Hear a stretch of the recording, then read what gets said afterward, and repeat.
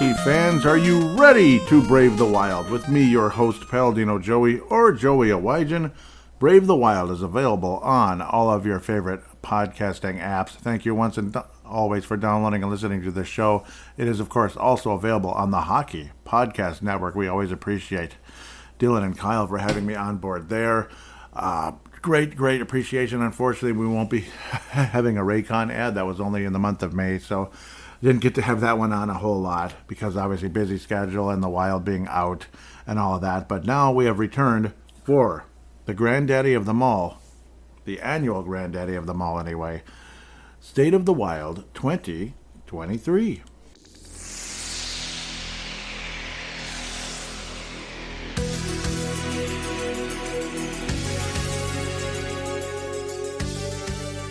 That's right, time to talk all things Minnesota Wild, and of course talk about the Stanley Cup playoffs, Stanley Cup finals, and is it a golden run and all that good stuff. So we'll get back to that. There'll be a segment 1.5 for that. First segment will be wrapping things up with the Christmas color bow, basically the regular season wrap up, and of course wrap up this segment with my MVP, biggest disappointment and biggest surprise. Some of those are probably pretty obvious. In fact, most of them probably are. Some are debated and such. Segment 1.5 will be a little bit of hockey postseason. Segment 2 might be the funnest of all, of course, which it usually is, the future. Kind of looking around at what we're going to do with the draft, the regular, the free agency, the cap situation, all that good stuff. Kind of like a Michael Russo episode. No, I'm just kidding. Kind of like that, I guess you could say. Maybe I don't think I'm quite on the level of Michael Russo, but I don't know. Maybe. No, I'm just kidding. Yeah, right. And then segment 3 will be fan interaction. We'll get to hear everything you have to say about the kind of the season wrap up and such in terms of the MVP, biggest surprise, and biggest disappointment and all that.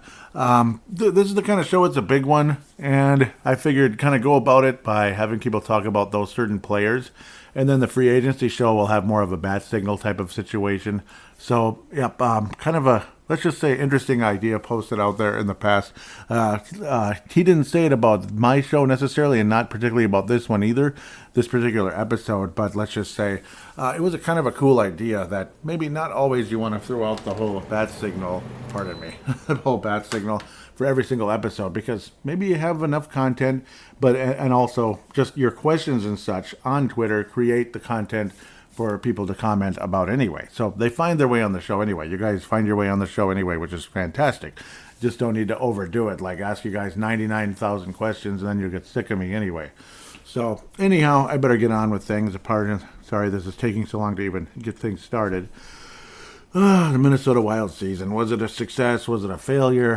Like I said an episode or two ago, I think it was just the most recent episode, I think the regular season was kind of sort of a success. I don't want to be like, wow, it's the greatest success ever.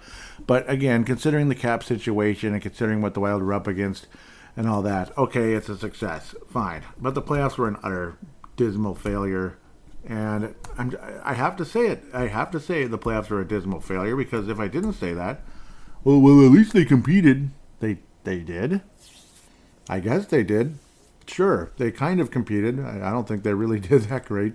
Unfortunately, it was just like last year, basically, where things looked okay for a minute and then down things went. So let's kind of look over the regular season a bit. I'm going to try not to stick on too many game by game, but I'll do that a little bit, kind of highlights here and there. Of course, the Wild had their preseason in, well, basically the first week or so of October, and the next thing you know, 4 days later, the Minnesota Wild opened the regular season, giving up 7 goals to the New York Rangers, 7 goals to the Los Angeles Kings 2 days later on Thursday, October the 13th. Ooh, the 13th of October. Great way to start things out, giving up 7 goals to a pretty good Rangers team, and then 7 goals to clearly an improving Los Angeles team as they made the postseason. Both clubs could have made it to the West Finals for all we knew. West and East Finals anyway. Yeah, I might want to... Yeah. Anyhow. But to give up 14 freaking goals in 2 games, and then 6 goals to the Colorado Avalanche, the defending Stanley Cup champions, 2 days after that on the 17th, it's like, okay. Little did we know that the Minnesota Wild goalie should be the strength of this team, or at least a certain goalie that most of us thought was just a guy He's just a guy. He's a slappy. He's the classic AHL slash NHL, starter slash NHL backup. You know, he's one of those guys, that type of thing. Yeah, it's not what you're looking for to have a successful season. I mean, you're hoping your goaltending is going to be okay.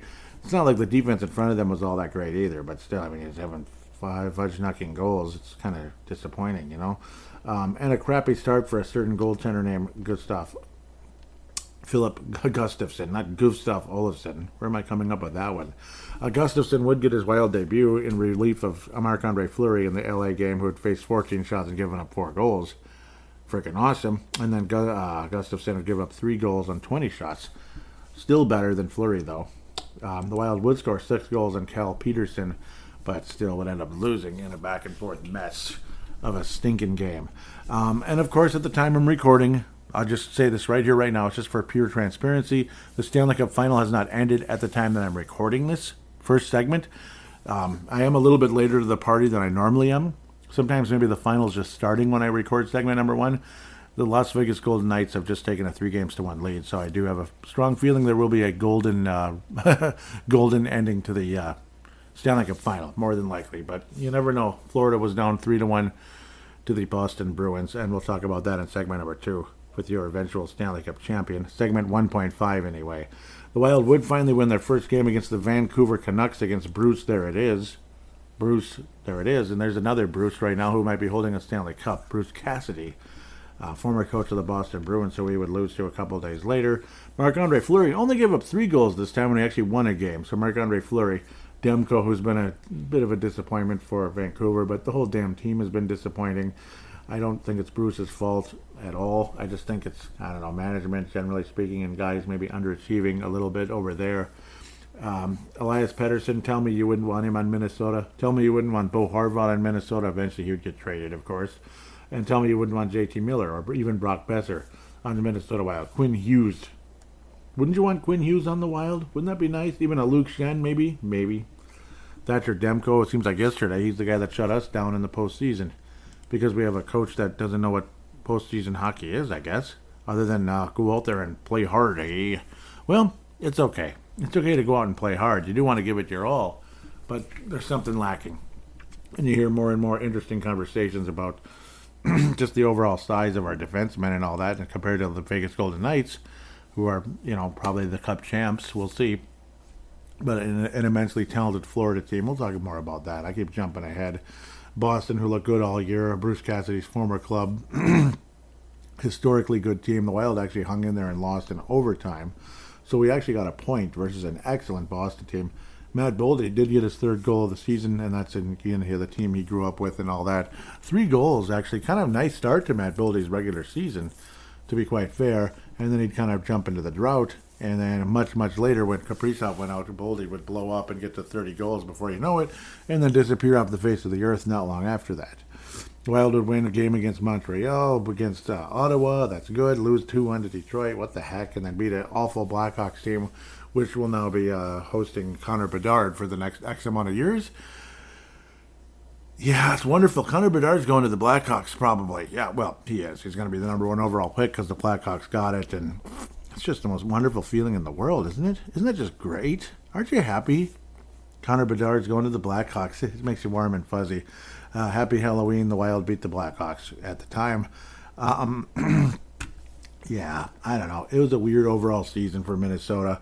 And again, I probably shouldn't talk about the games as much, but yeah, the 4-0 loss to Seattle. What the heck? Or Seattle clearly was a different team than last year. They almost went to the West Finals this year.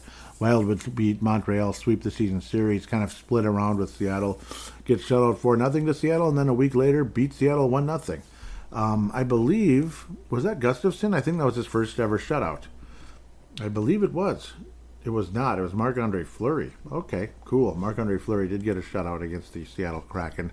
I apologize. So I'm going to get things messed up here and there. But some good moments. And then Yahoo acting like stupid, even though they did major updates to the page and the system and everything. 1-0 loss to Los Angeles. You think it's Twins baseball here where they can't score a run until Carlos Correa had a grand slam today. Thank you very much. Thank you. It's about time. That's like Matt Boldy getting a hat trick after doing nothing for a couple months. Thank you. Thank you. and getting paid very well before that too. Anyhow, another 1-0. Yeah, losing 1-0 to LA was kind of weird after scoring 6 goals and losing 7-6 3 weeks prior to that. The Wild would go on a massive losing streak, or well, a 3-game losing streak anyway, after shutting out Seattle. Losing to the Sharks, who for some reason were a huge problem for the Wild this year.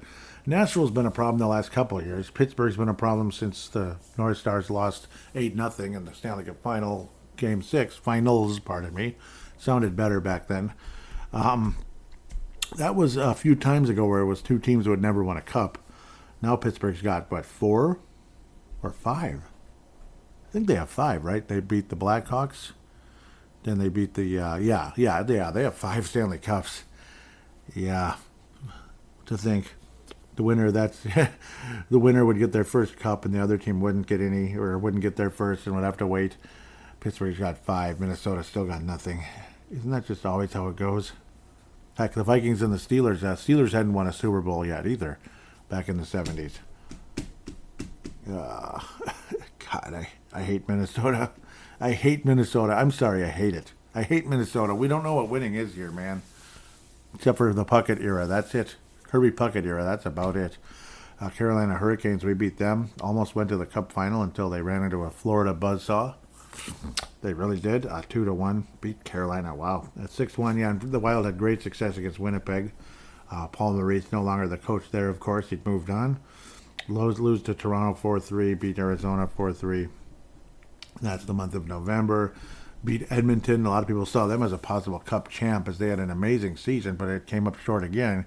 This time losing to the Vegas Golden Knights in the second round, who eventually will win the Western Conference and possibly the Cup here.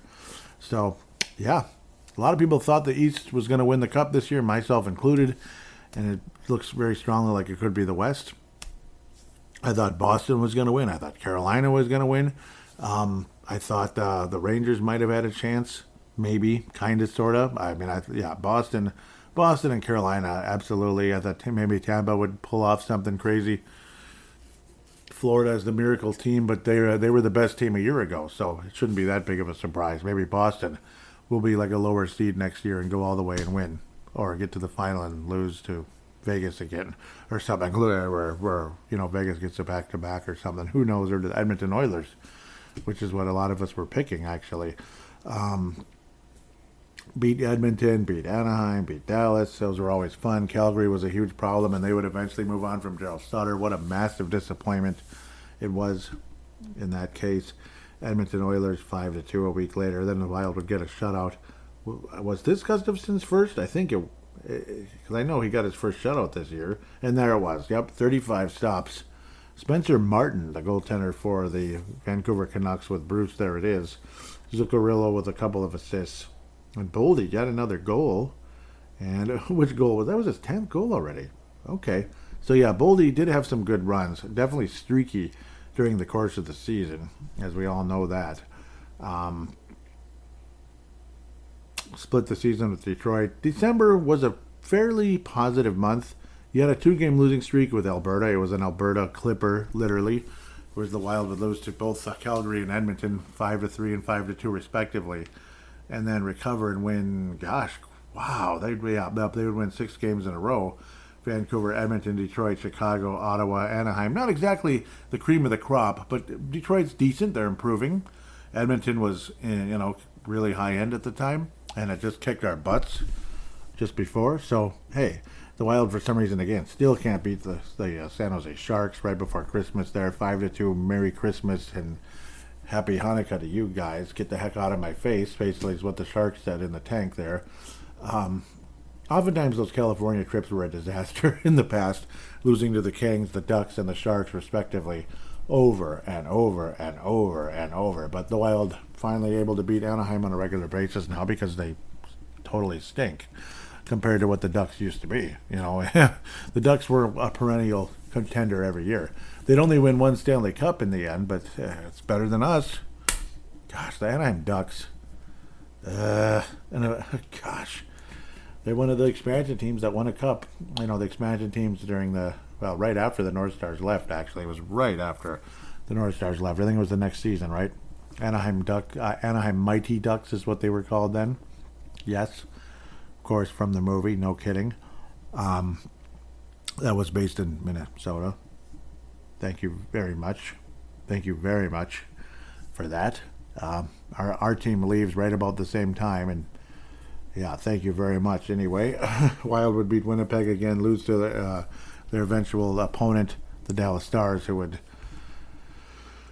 send the Wild packing in 6 games in ugly fashion. But yep, lose 4-1 in that game, just like the Wild lost game 6, 4-1 in Xcel Energy Center. St. Louis has definitely dropped off the face of the map, but certainly would jump up. The Wild have had some nice success against Tampa, but 5-1, nobody saw that. Buffalo is always a weird matchup. 3-0 loss to St. Louis was extremely disappointing on the 8th of January. January was kind of a 500 type of month, like not the kind of month you really want if you're going to make the postseason. Things were a bit disappointing, but at least we avoided a trap loss with Philly, even though they were definitely better than some years, but they still weren't that good. Every time I click on a game, Boldy happened to score. He'd have a multi-goal game there, so that was definitely a highlight after some ups and downs during the course of the season. Boldy was definitely an X factor to the Minnesota Wild success in some ways, particularly and long term. I mean, they're going to need him to be one of the best players on the team. He should be a top line or at least a top 6 forward for the Minnesota Wild for the next 5 to 10 years, and that's what we're absolutely hoping for. Pieces like Joel Eriksson Ek, who took the big step forward this past season. As again, I probably shouldn't just look at games, but that is how it is sometimes. I mean, Joel Eriksson Ek reaching 61 points this year, I think was a big deal. It's just a gosh darn frickin' shame.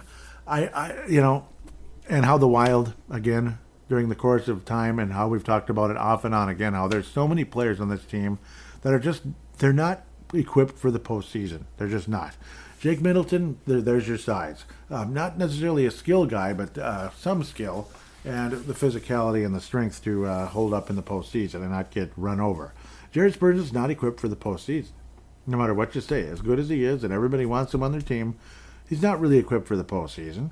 Kalen Addison is not even close. Ryan Hartman is, well, he's kind of like, he's trying to be Matthew Tkachuk out there, trying to, kind of drive people crazy and goat people into penalties and such.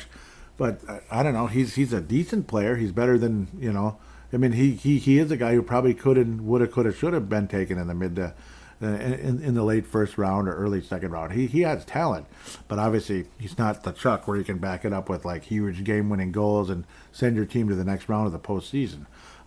He'll get some goals. He'll get some clutch plays. Him being Ryan Hartman, but I don't know. He's a bottom 6 player, no matter how you shake it. Joel Eriksson Ek is a top 6 player. He's a top 2 center, no matter how you shake it as well. Finally, it took time, but that's a first round pick that absolutely is panning out.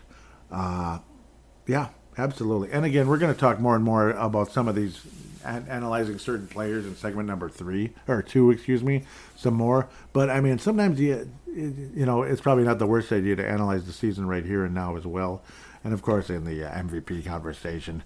So yeah, I'll keep moving. I just see the name Joel Eriksson Ek, and I feel like very blessed that he's on this team. Honestly, I feel blessed that he's a part of the Minnesota Wild. The Wild goaltending would be up and down during this part of the month, the month of January. Like 6 goals given up to the Buffalo Sabres. It's like, what the heck? But the guy who always seemed to be in net and keep the opponents down to 1 to 3 goals throughout the season was Philip Gustafsson. Marc-Andre Fleury would give up 6 goals, and then Luukkonen, Ukko-Pekka Luukkonen of the Buffalo Sabres would give up 5, and the Wild would end up losing 6-5. Ugly game. Alex Tuck was probably frustrated right now, thinking that, man, he could have won a cup with that Vegas team. Rasmus Dahlin would have 5 points in the game, 2 goals and 3 assists. Buffalo Sabres, they're talented. Okay, I keep repeating myself. They're a very good and talented team, but unfortunately still can't even make the playoffs.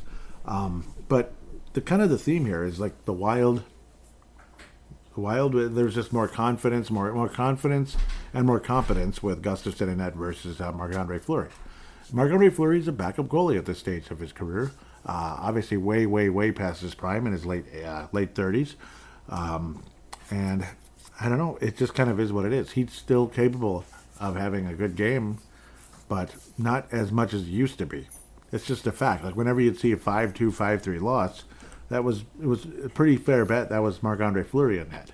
Not trying to take side swipes and disrespect the guy, but I mean, I just randomly click on a game. Let's see. The Wild lost 5-2 to Carolina. Marc-Andre Fleury, and yeah, Carolina's really good. So yeah, I mean, but still, Marc-Andre Fleury. Let's see. The Wild beat Washington 4-2. They're pretty talented. Marc-Andre Fleury might have been in net for this one. Philip Gustafson. What a coincidence. See? So, see? I mean, Washington's obviously talented. They weren't as good this year. 5-3 loss to the eventual Eastern Conference champion, and if they make a magical comeback and win it, God bless them. My God, Florida was 3 games above 500 at this time. They weren't even a playoff team. Remember that about mid-January? We weren't even a playoff team considering what they ended up becoming. There's Matt Boldy again. That's funny. Drew Larsenek would get his 16th goal that early in the season. Tells you what kind of season Drew Larsenek truly was having. And unfortunately, he wasn't getting a whole lot of assists until later in the season. That's partially what kind of kept his numbers down a bit. He wasn't getting a whole lot of assists, where Kaprizov had 3 in the game. And funny, Philip Gustafson in net. So shame on me there. But Gustafson would give a 4, though. The 5th goal was an empty net-er. That's usually how that goes. Luckily, the Wild did not get swept by Buffalo, finally wrapping up the month of January with a 3-2 win over Buffalo. And Marc-Andre Fleury would have a much more positive showing against the same goaltender who would also give up only 2 goals. The Wild would win in, I think this was a shootout, wasn't it? Yes, it was a shootout. The Wild would have 3-1 in the shootout. That's what it was, yep. I remember that game, actually, a little bit. Just not every detail, but I remember the Wild winning in a shootout versus Buffalo. And then you'd have a number of days off and head into the month of February, and then lose the first 3 games of February and lose 5 out of the first 6 games of February. A 3-2 win over New Jersey. That's actually pretty impressive. Losing 3-2 at Arizona was like one of the low points of the year. And I don't like to pile on Arizona. First of all, I love their logo, especially their original one that was on display quite a bit this season. I absolutely love their logo. When the team first moved there, and there was a possibility at the time of them moving to the Target Center to become the Minneapolis Jets, or maybe a new name or something. That was the rumor at the time back in the mid-90s, around 95-ish. And then they ultimately were like, nope, we're moving to Columbus, and then eventually Arizona, which is what it ended up being. Richard Burke was the man who had purchased the team. And, of course, the lunatics in Minneapolis and the Target Center could never work anything out. That's why the North Stars left in the first place, because they're real smart people. I'll just leave it at that. And Norm Green was a jackass, too. He didn't handle anything right. Anything. He just was all about, bottom line and bleep you. If you don't like this, bleep you. I can do anything I want. That's pretty much Norm Green's way of doing business. You don't like it, tough, that kind of attitude. But anyhow, back to Arizona, now that I've ventured off 10 times somewhere else. I love their logo. I love the name. Love it. It's just that, they didn't get to come here, but, which would have been really cool. But I'm glad we got our own team, I guess, starting from scratch, which I guess is better. But still, I've always liked the name and the thought of I used to joke about Phoenix having a hockey team. You go to the rink and it's a pool because it's too hot. It's Arizona. Come on. And then you have Vegas, which is even hotter, and they might win a Stanley Cup. Go figure. They've been an extremely competitive team from day one. Of course, Jack McBain would find the back of the net in one of the games. And Chychrun, who would eventually get traded, and not to us, because that's just, how are we going to trade for a young, talented player? Yeah, sure, we could trade for him and then say bye-bye in free agency.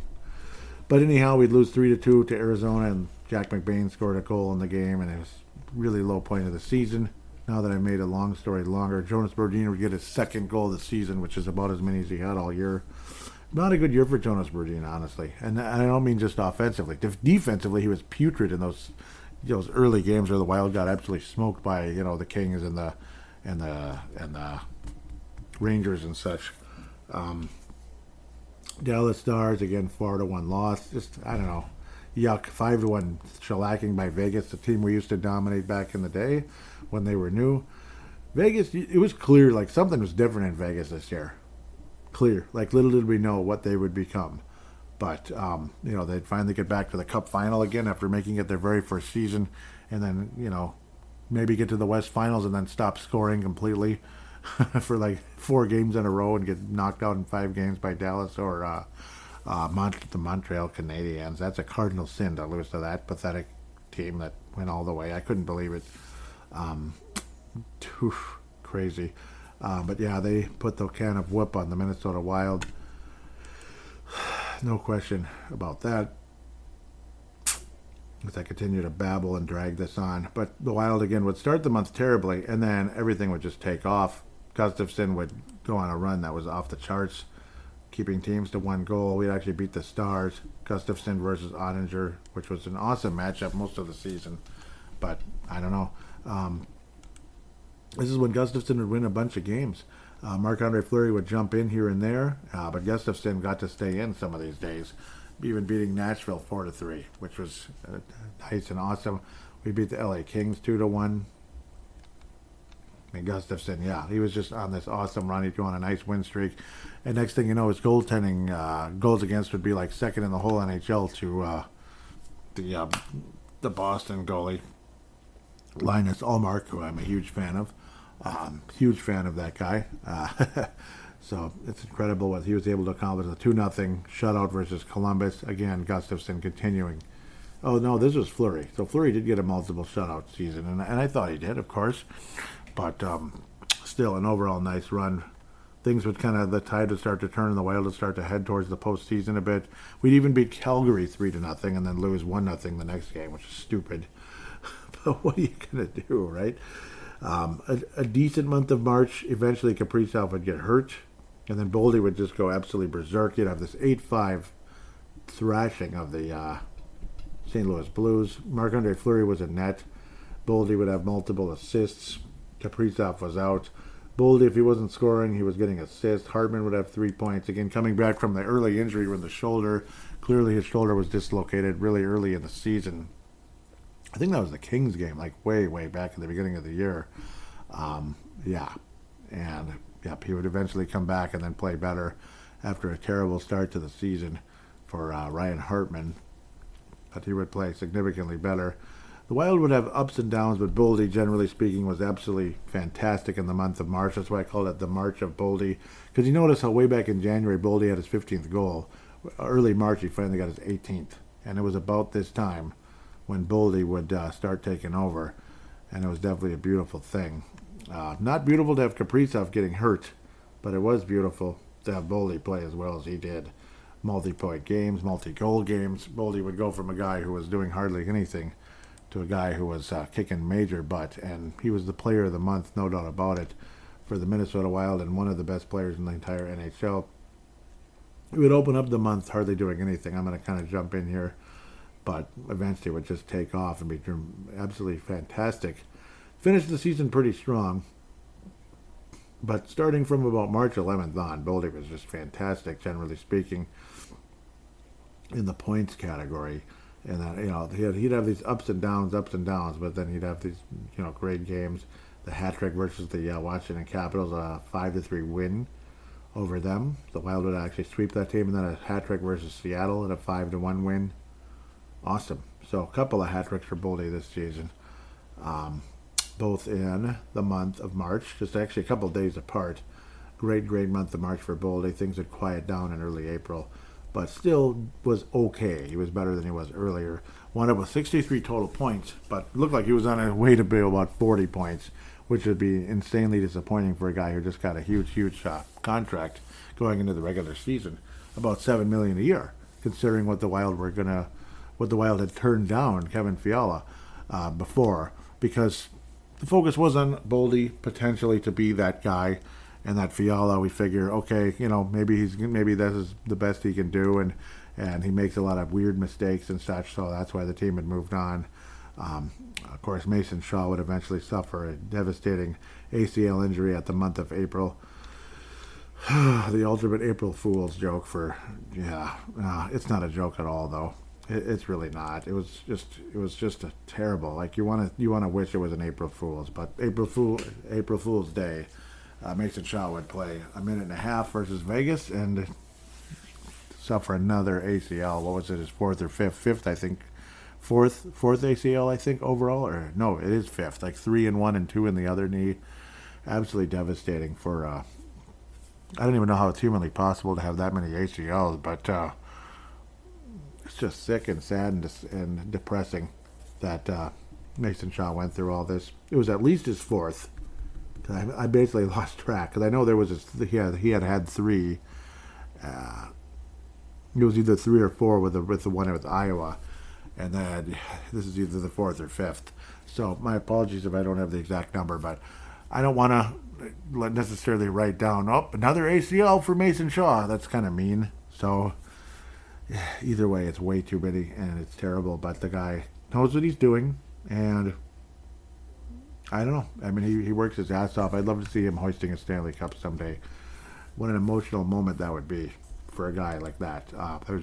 Works his ass off, and to survive all those injuries to get to that point and win it all, that would be unbelievable. The Wild would beat Seattle and Vegas, or Seattle and Colorado. Last year's Cup or this year's Cup, right? No, I'm just kidding. Unless Florida makes the comeback, but the Wild would survive and get the job done at the end of March versus Colorado, and then lose 2 games to Vegas, 4-1, 4-3. It's like the Wild pretty much stopped playing in April. Kaprizov would eventually come back and not really be the same guy, kind of like conditioning and timing and this and that. So that was a damn shame. Huge bummer. Boldy would stop scoring. It's just classic Wild. Like here come and then of course major injuries and such as well, like Mason Shaw being completely done. Drew Larson being done with what eventually we'd find out was a broken ankle or broken tibia, whatever, like leg ankle type of deal. Devastating, absolutely devastating. And it's classic Wild going into the postseason. So the one guy, which was the point I was trying to make earlier, as there's not really much to say about the month of April. It was pretty awful, honestly. Other than beating St. Louis and Chicago, the Wild lost every game. Pittsburgh, Vegas, Winnipeg, Nashville, yuck. Vegas twice, by the way. He's the guy who probably is the most equipped for the postseason on the offensive side of the puck, other than Kirill Kaprizov, who can just flat out play, generally speaking. Where last year versus St. Louis, he was fantastic. This season, which is still barely ongoing, couldn't do a whole lot versus Dallas. He was just super disappointing. The timing wasn't there. It's like he was healthy, but the timing just wasn't there. The timing, conditioning, and all that just wasn't where it needed to be upon missing all that time. So very devastating, no doubt.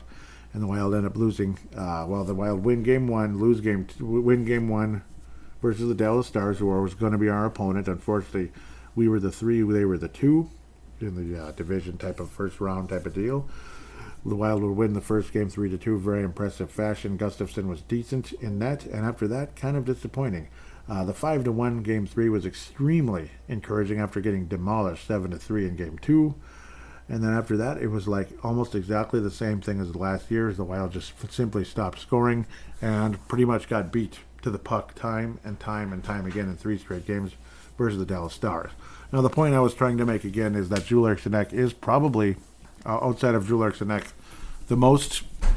He has the best overall makeup for the postseason. And remember how good he was versus the Vegas Golden Knights, and he was still decent versus St. Louis. Not great, like nobody was really good against St. Louis except Kaprizov. But Drew Larson, to me, is the most equipped player for the postseason for the Minnesota Wild outside of the Kirill Kaprizovs. I mean, Boldy should be, but he's just not there yet. And the conversation will be ongoing that the guy needs to bulk up, get stronger, and become more, just ready to go for a postseason in the future. He just needs to be tougher, quite simply. Quite simple, rather than settling for shots up in the high slot. Get closer. You have to risk getting hit, getting smacked, getting slashed, this and that, to score these goals. That's why Vegas is scoring. That's why Florida's scoring. That's why Carolina went fairly far. This and that. Dallas. That's why Dallas beat us and got all the way to the West Final. So cheap or not, by Ryan Suter, they got to the conference final. Suter was definitely not the reason why the Dallas Stars won, but he was certainly a headache for us and other teams at times, generally speaking. So we're going to get into the awards and all that in a second. But again, overall, I mean, certain players taking steps forward, like Connor DeWer, that was nice, getting to 18 points. He had some moments. He even got a Player of the Week type of deal. He got the Mike McDonough Award one of the weeks. I think Shaw got it once. Connor DeWer would end up playing 81 games and 18 points, 6 goals, 12 assists. Shaw would play only 59 because he missed a couple, he'd be scratched a little bit, and then had the devastating ACL at the start of April. Marcus Johansson, the acquisition, was a wonderful one this time around. They didn't talk about those guys very much, Marcus Johansson, and then eventually Nyquist was a beautiful acquisition, but never got put on even the second line, which is weird, which is probably insanely frustrating for him. Kalen Addison was on the second power play unit for a while, not most of the year, but for about a half to 2/3 of the season, and was pretty good, and then all of a sudden started getting scratched. And he went from a guy who was the leading scorer for defensemen on Minnesota to a guy that was pretty much a regular in the press box anyway, next to James Shepard and the popcorn maker. So, which is an ongoing bit on other podcasts, and of course with Derek Phillips, my good friend here, and of the Crease Assist podcast. Brandon Duhaime looked like he'd taken a step forward, but the guy got no assists, which was annoying. He had 9 goals, and they looked really good. But again, missed a lot of time with injury, only 51 games. Otherwise, he would have probably been out there every game. He wasn't the kind of guy you'd scratch. There's definitely a skill level there. Marcus Foligno in the Dallas series was freaking annoying as hell, other than Game 3. He was very disappointing. And throughout the season, what a massive disappointment Marcus Foligno was. And a lot of people have talked about that Brandon Duhaime could slide into that role at a cheaper price, a younger age, and this and that, and maybe might end up being a better player long term. I'm not against the idea of seeing both alternate captains moving on. Obviously, Matt Dumba, I didn't even mention his name, which is kind of mean, but that's kind of who Matt Dumba's become, the kind of guy you don't really talk about much. He did take a nice step up defensively, which is nice, but it's kind of too little too late. And he was known for the dumb bomb and a guy who could be a 45 to 50-point defenseman, and he's nowhere near that anymore. Greenway was traded during the course of the season. He was just a massive disappointment, a massive bust, and didn't do a whole lot of anything with Buffalo either. It's a downright miracle the Wild were able to get a second-round pick for him, considering the Wild took him with a second-round pick anyway. So it's kind of like we got the pick back all those years later. He would score 4 goals and no assists in 17 games for Buffalo. We'll see how things progress. He was the 50th overall pick by Minnesota in 2015. The Ryan Reeves acquisition was fun, but again, a lot of this needs to be in segment 2. I just keep jumping ahead. Nyquist, again, looked really good in the time he was here. Very impressive. And the fact he was able to put up numbers like that on the third line, very impressive. Yeah, he was more than a point-a-game player with Minnesota. Sammy Walker would have a little jump up and then vanish off the face of the earth, unfortunately, this and that. But again, I'm jumping ahead to something I shouldn't be. So I would post, I posted polls on the Brave the Wild Twitter, and we'll get to that in the fan interaction segment. The MVP for this season, or should I start with, let's start with the biggest disappointment. It is Marcus Foligno, in my opinion. That's where my vote goes. I had guys like Kalen Addison and who else did I have? I didn't put Dumba this year because he's just not. Biggest disappointment were there. Marcus Foligno, Kalen Addison, Ryan Hartman, and Matt Zuccarello. And we'll get back to the results later. I don't want to say them yet until segment 3. So, well, I can say them now, and then we'll hear from you guys. Yeah, Marcus Foligno's going to win at 41%. Ryan Hartman and Kalen Addison are tied at 16.7%, and Matt Zuccarello second place with 25%. So there you go for your biggest disappointment, and I agree with the Marcus Foligno choice. The biggest surprise, Philip Gustafson by a mile. Second place, Brock Faber.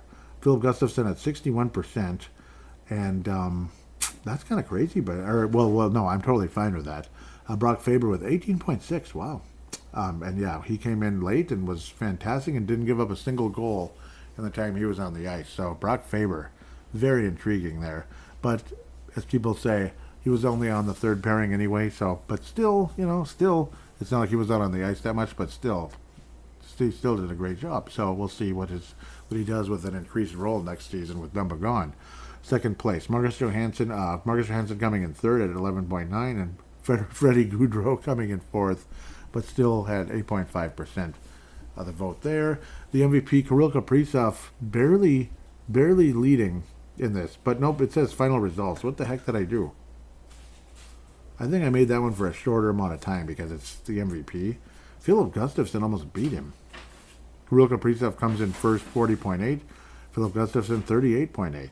Impressive. Jules Arsenault coming in third at 12.2, and Matt Boldy fourth, 8.2. I'm surprised people voted for Matt Boldy, but he had a great run, and Jules Arsenault showed his true value. That's why he got some votes. Kaprizov was disappointing, late in the year because injury is an injury, but still disappointing. And Gustafson had some great runs. So I agree. Kirill Kaprizov with MVP. I agree with the vote. Philip Gustafson, I agree with that for biggest surprise. Biggest disappointment, I agree with Foligno. So, yeah, those are the choices I would have made as well. Very cool. With that said, it was a failure overall in terms of the postseason was a dismal failure, I would have to say. Not because I think the Wild were the better team versus Dallas, because they just weren't. But still, the way things fell apart, 3 games in a row, and it looked almost exactly like last year, was just freaking stupid. It was just freaking stupid, like getting manhandled time and time again, and just, I don't know, just not being able to score. Simply not being able to score, and just simply being beat time and time again. Where the other team just simply worked harder and looked like they wanted it more. And people like Marcus Foligno, undisciplined. Just, I don't know. I don't know if that's good leadership. I don't know. Like in the workplace, would you want that kind of behavior? Where it's just like there's a certain fine line between being a strong leader and just being kind of maybe just a little over the top. Obviously, in the workplace, you're not going to be fighting people and all that, but at the same time, just kind of similarly, sometimes you're just over the top and people don't take it seriously after a while. So there's that. So it wouldn't kill me if 2 alternate captains were no longer a part of this organization anymore, and this team looked in a different direction ultimately, and possibly long term at the C position as well. Maybe moving Jared Spurgeon back to alternate, but I don't know. For some reason in this world, it doesn't seem to work that way. Just like head coaches don't become assistant coaches the next year, it just doesn't work that way. So maybe it can work that way with Spurgeon. I'm not sure. But unfortunately, there is no defined captain on this team right now, unless you truly believe Kirill Kaprizov is ready to take that spot. I don't see it as Jake Middleton or anybody like that. But again, we'll talk more about the overall Minnesota Wild personnel and salary cap and future plans in segment number 2. With that, we're going to take a quick break and come back for that exciting segment number 2 shortly. But first, we're going to talk about segment 1.5 and the new Stanley Cup champion right after this.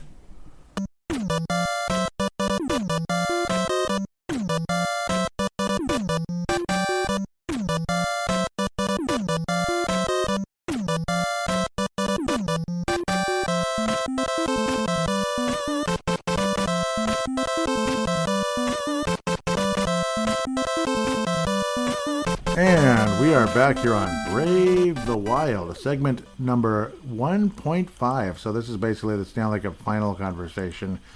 And, it really ended up being a golden run, as you can imagine, both in basketball and in hockey. The Vegas Golden Knights and the Denver Nuggets, as in gold nuggets. Yeah, so must be a nice little run for the city of Denver and for the state of Colorado. You had the Colorado Avalanche win the Stanley Cup last year. The Denver Nuggets, of all teams who had to wait, Denver Nugget fan base who had to wait 50 years plus to win an NBA title. So congratulations to them. And the Vegas Golden Knights had to wait 6 years, or at least their fan base did. So when it comes to this whole situation about the Vegas Golden Knights and big deal, it only took them 6 years, and screw the Golden Knights. I'm not happy for them, and da da da da da da da. I'm not particularly happy for the fan base because it's as mean as that might sound. Because they only had to wait 6 years, and a lot of people think that they're it's like whatever. You just get a hockey team and you like buy a championship and this and that. I don't believe the Vegas Golden Knights bought a championship. They bought an advantage. And at the same time, I think the Wild and Columbus Blue Jackets were screwed by the whole, not only the fact that, they didn't plunk in as much money, so to speak, to enter the NHL back in 2000, Minnesota Wild and the Columbus Blue Jackets, but the fact that Minnesota and Columbus had to share the expansion draft, that really put a monkey wrench in both teams' chances. Yet Minnesota, 3 years in, went to the Western Conference Final. Unfortunately, after that, again, it takes time for draft picks to develop. Free agents leave, blah, blah, blah. Some of them were older guys, blah, blah, blah. So our version of our misfits, so to speak, often ended up moving on. Some of them didn't even finish out that first season, like the Scott Pellerins and the Sean O'Donnells, who went on to win a Stanley Cup with the Anaheim Mighty Ducks. He came from the LA Kings. I keep getting him mixed up with Willie Mitchell, with the fact that, Sean O'Donnell came from the Kings, and then he won his Stanley Cup with the Mighty Ducks. Much older guy than Willie Mitchell, by the way. Whereas Willie Mitchell went to the Kings many years later and won the Stanley Cup twice with the Los Angeles Kings. Of course, both defensemen, both pretty cool guys. Both were captains at one point, but and both won championships in California. On to the Vegas Golden Knights, though. Yes, they did end up winning the series in 5 games, and for the first time in I don't know how long, and it's not because Vegas and Florida went to the Cup Final, but the Stanley Cup playoffs were relatively disappointing for the first time in forever because there were just too many blowouts and too many easy series and such. Like the Stanley Cup Final, Game 1 and Game 2, Vegas kicked Florida's ass. Game 3 and 4 were pretty close and all that. They were low scoring, though, which was kind of annoying. Vegas did a Golden Gophers. They went up 2-0 and then couldn't hold on. They ended up losing 3-2 in OT. They did a Golden Gophers, basically. Luckily for Brock Faber, he didn't have to go through that again, and I hope he never does. I hope he's hoisting the cup someday for Minnesota. And then, game number 4 ended up being insanely frustrating for Florida. It was kind of like the Tampa Bay Lightning and the New York Islanders just a couple of years ago in the East Final. It was just devastating for the New York Islanders. They just could not finish. They had golden opportunities, blah, blah, blah. Sorry for this. Golden opportunities. Thank God for the remote that I had never used. But yeah, they just could not seem to finish, so to speak, in the end. And of course, Florida ran into a bunch of injuries. Tkachuk especially was unable to even play in game number 5, but the injury occurred somewhere around game 3, or I believe game 3, and he struggled in game number 4, and this and that. It may have happened even before that, but regardless, Vegas put a pretty good whooping on Florida in the first 2 games, and that was a surefire sign that what direction the series was probably going to go. Though a lot of us thought that Boston was going to end up having a gentleman's sweep over them being the Florida Panthers, and then things went dramatically in the other direction. It is ironic, though, how in a lot of ways, it's about a 8.5, 9-game difference between the two teams. One of them was a number 1 seed in the Western Conference, was the number 1 seed in the were they? No, I think they're number 2, but I'm getting them mixed up with people. Vegas ended up having a great run, though. Obviously, hiring Bruce Cassidy was a good move. He ended up kind of stabilizing things. Also, finally, guys didn't get hurt. I mean, that's a big thing. Like, the Wild entered the playoffs, bam, 2 or 3 guys are hurt. And it's just like every bleeping year, and then Joel Eriksson Ek, of all people, gosh, you think he's kind of important, this and that. You think so? And then Florida guys started getting hurt. Insanely important players started getting hurt, and it was just game over. A miracle, wonderful run, but it was kind of like the North Stars running into the Pittsburgh Penguins a little bit, where unfortunately for Florida, they never got to take a 2-games-to-1 lead. But Vegas, at the end of the day, especially in game number 5, it ended pretty bad for Florida. Unfortunately, just like the North Stars losing 8-0. Not quite that bad, but still giving up 9 bleeping goals is pretty tough. Obviously, there's an empty netter mixed in there and all that, but it is what it is. The 8th goal of the game was the empty netter. but there's players on this team that I'm extremely happy for. See, like at the end of the day, now that we're coming back, like Vegas finally won the Stanley Cup. Man, because it was tough. It was tough, I'm sure, for the players and really tough on the coaches. You could only imagine 3 coaches already. Think about that. A team this successful. An expansion, yeah, I know, you're like, expansion my ass. Okay, they are an expansion team, whether we call them an expansion team or not. They are. Whether we like it or not, they are. What am I even getting at? 3 bleeping coaches. 3 bleeping coaches. Gerard Gallant, former Detroit Red Wing, who was really good before he ran into injuries and all that, but still had a decent career. Became more of a third liner after being a pretty damn stud type of player before a major injury. But yeah, Gerard Gerald Gallant sounds a little better. Sorry. Took him to the Stanley Cup Final. And then the next year, the team got knocked out in the first round, choking to the Sharks, which is weird considering how good they are. A lot of people thought they were better with the acquisition of Mark Stone and such, who later on would become the captain in the not-too-distant future, and appropriately so. But to think, you go to the Cup Final to choking in the first round after taking a 3-1 lead, and then the next 2 years go to the Western Conference Finals and just freaking stop scoring. Like, it was ridiculous. They just couldn't score.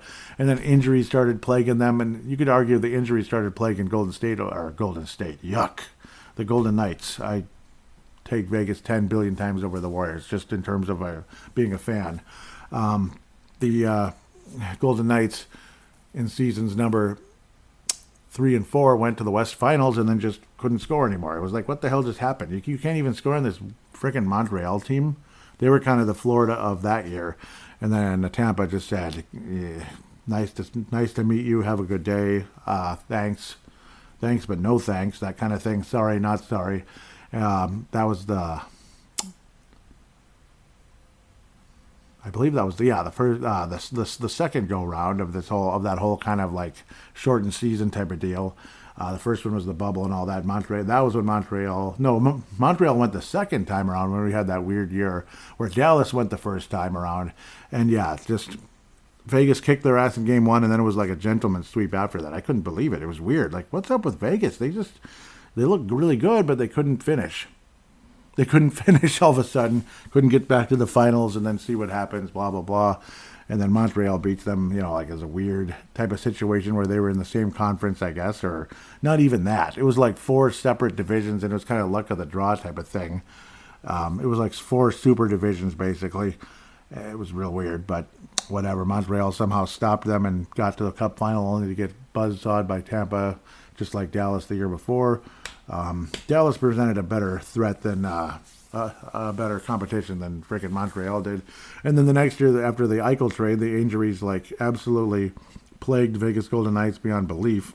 After teams like the Wild finally said, screw it, we're not going to give up the farm for Jack Eichel. Where Vegas was like, we're not gonna, we're in a win now mode pretty much forever, whether you like it or not. Our prospects are our prospects, and if some of them work out, great. But we're in a win now mode forever, blah, blah, blah. And then away they go. But then to see the Vegas Golden Knights miss the playoffs, and it's like you're thinking, okay, they're probably going to keep missing the playoffs, or they're going to, maybe they'll get back to the postseason and maybe they'll get to the second round, back to the West Final, see what happens, blah, blah, blah. But then they just kept winning, and the way they manhandled Dallas in the first 3 games, it's just like, holy crap, what an impressive, this is impressive. They're actually going to go back to the final. It's going to be like Gerald Gallant all over again. Are they going to be able to beat this miracle Florida team, or would say like a Boston team beat them if Boston took care of business?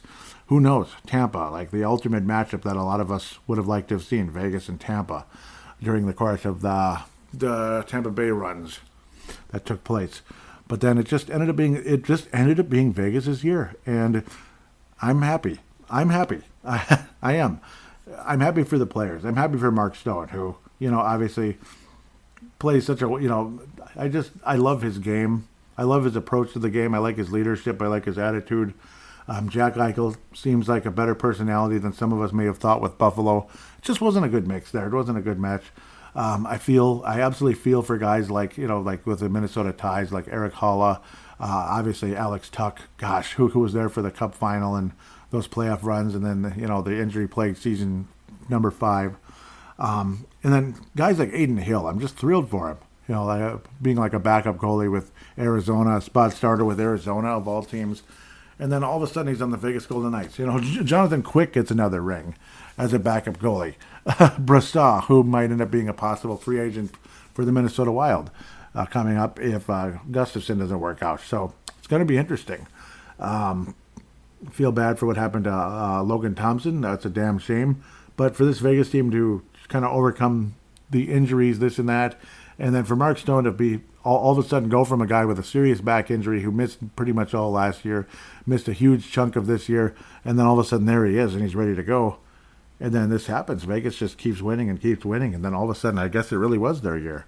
And people saying, oh, it took a long 6 years to win and all that. And I know a lot of you are annoyed with the whole thing. You're annoyed with Vegas. You're annoyed with the whole, bleep you bought the championship. You know what, though? Did they, though? They bought a competitive team, yes. You can't really buy a championship. You have to actually win. You have to actually do it. So the credit still goes to the players at the end of the day. You might be annoyed with the franchise, the owner. You might be annoyed with Gary Bettman. I don't blame you for that, but I'm giving credit to the players and Bruce Cassidy, though. Very excited for those guys. Honestly, the Mark Stones and such, Aiden Hill, guys like that. No, they're not the misfits. I understand.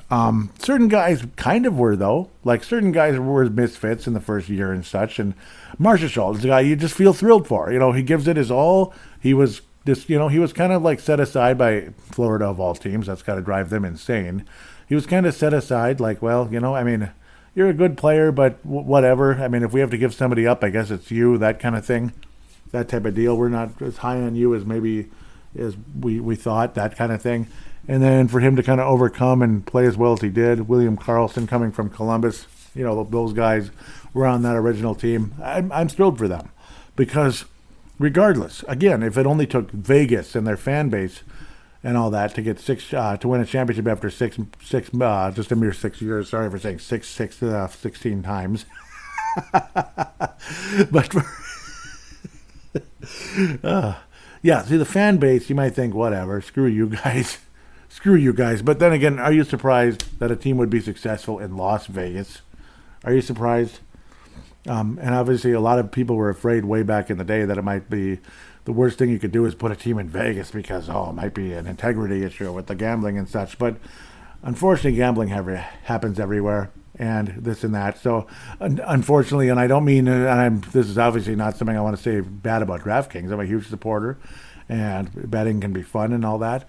But at the same time, like, maybe like people illegally gambling, like shaving point spreads and such, that's what people are afraid of. That's the thing where you're hoping, God, that kind of stuff doesn't happen too much. But for a team to be successful in Las Vegas is certainly not a hard thing to imagine, this and that. So obviously it's gold for a reason. There's a lot of money there. It's a gold mine. And I know, I think the logo is awesome. I think the uniforms are awesome. I like the players, the coach. I really like Bruce Cassidy. I like his seriousness. And I felt his emotion, especially losing with Boston years ago with Game 7 and then the extreme disappointment ever since. They were the best team in the league the next year. Like, they have to win now. Like, they were so good. The pandemic happens, the shutdown happens, and then they're just not the same team because they were, like on ice. They were iced for like 3 months. So they're not the same freaking team, and they get knocked out in the bubble and so on and so forth. And it's been a disappointment ever since, including this year, which was an epic disappointment. Ironically, to the team that won the President's Trophy last year, that ended up losing in the second round after finally getting out of the first round since their miracle Stanley Cup final run in '96. It's just funny how all this kind of stuff happens. Florida, multiple miracle runs, unfortunately ending very quickly to a very talented team getting their first championship. Bottom line. A Colorado team that built so nicely, made some nice trades, blah, blah, blah. But I don't want to get into the '96 Avalanche right now, even though it was a team where they did a hell of a job putting it together. There's no doubt. Like guys like Joe Sakic, you're just thrilled for. See, Sakic to me is like Mark Stone with the Golden Knights. I'm thrilled for Mark Stone. Absolutely thrilled. I was thrilled for a lot of the players on Florida that struggled with Calgary and Buffalo and such. Happy for Jack Eichel, who never even won a freaking playoff series, never even been to the playoffs in his life, and then goes all the way and wins the cup. So that was a huge, huge factor. A guy I'm sure the Wild would love to have, but now Matt Boldy would certainly not be here, and blah, blah, blah, and it would have been multiple other players.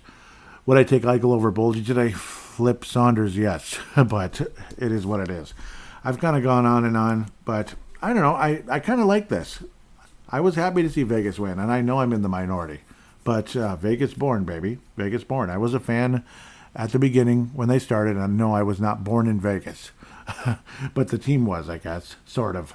And I don't know. I was a fan right away. I liked the name right away. I liked the logo right away. I liked the uniforms right away. Liked a lot of the players. It's a cool vibe. I like the atmosphere. Not being, no, I haven't gone to the game like in person. But seeing it and having like the NHL ticket, or nowadays you have the ESPN Plus deal, and you get to see home Vegas games during the course of the season. It's fun to watch. Got to keep up with Marc-Andre Fleury a couple years ago in his last year there when he was really good. And I was like, gosh, he's fun. He's doing an awesome job, and it's really fun to keep up with this Vegas team. They went on like a huge 10-game win streak or something, or undefeated or unbeaten streak or something like that. They were on quite a run, and then ultimately it was a Western Conference final disappointment along the way. But, yeah, I'm happy for the Vegas Golden Knights. I've probably babbled enough. I would have been absolutely thrilled for Florida, too. At the end of the day, and I never even mentioned this yet in this segment, but the whole theme here with this Stanley Cup final run for Florida and Vegas, thrilled for whoever wins, absolutely just hurt and sad, bad, very sad for whoever loses. I wanted Vegas more than Florida, but at the same time, I would have been very happy for Florida, especially their fan base. Talk about, long suffering, no doubt. I mean, obviously an expansion team in the early half of the 90s, but still, that's still 30 frickin' years ago. So, yeah, it's not 50 years like St. Louis. It's not, 55 years now with Minnesota fans.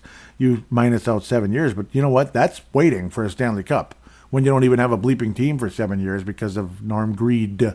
With a D at the end. Norm Greed, not an N. Norm Greed or whatever. That counts. That's our 7 year, as a hockey fan anyway. I'm not making a light of something in the Bible here, but a 7 year tribulation for hockey fans in a sense.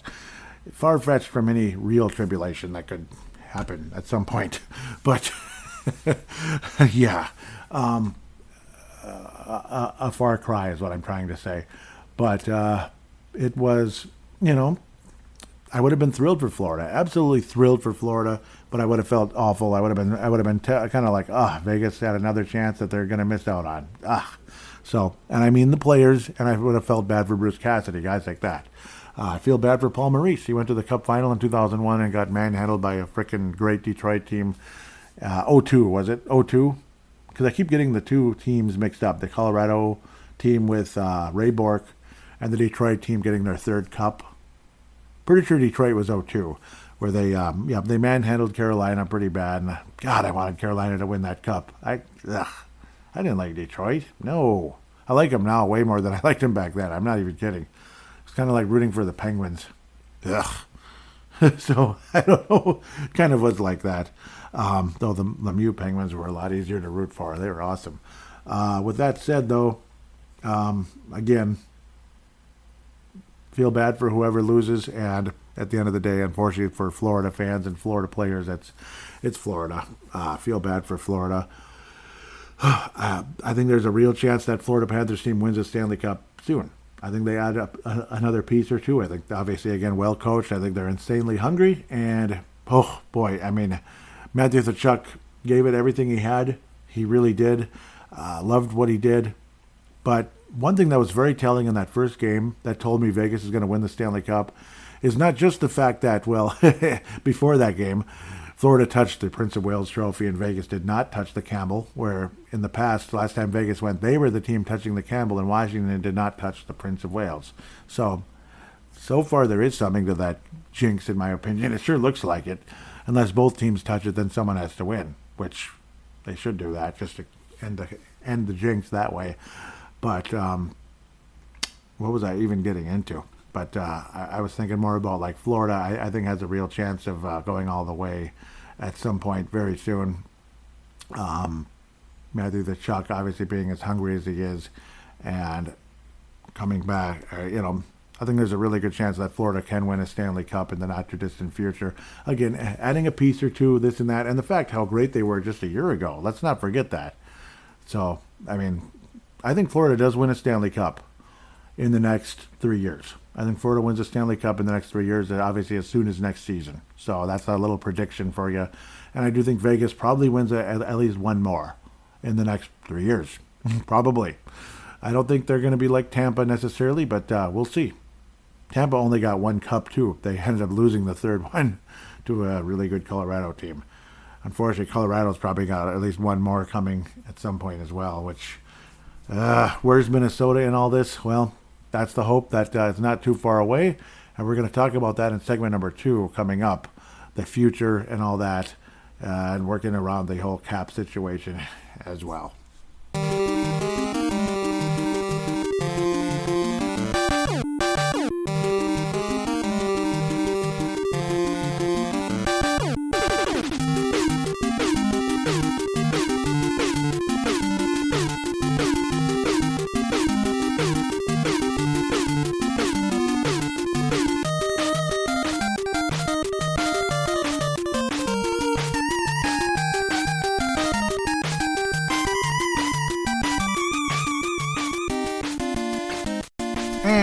We are back here on Brave the Wild, State of the Wild 2023, segment number 2. Time to look at the future of the Minnesota Wild, the draft a bit, free agency, the cap situation, blah, blah, blah.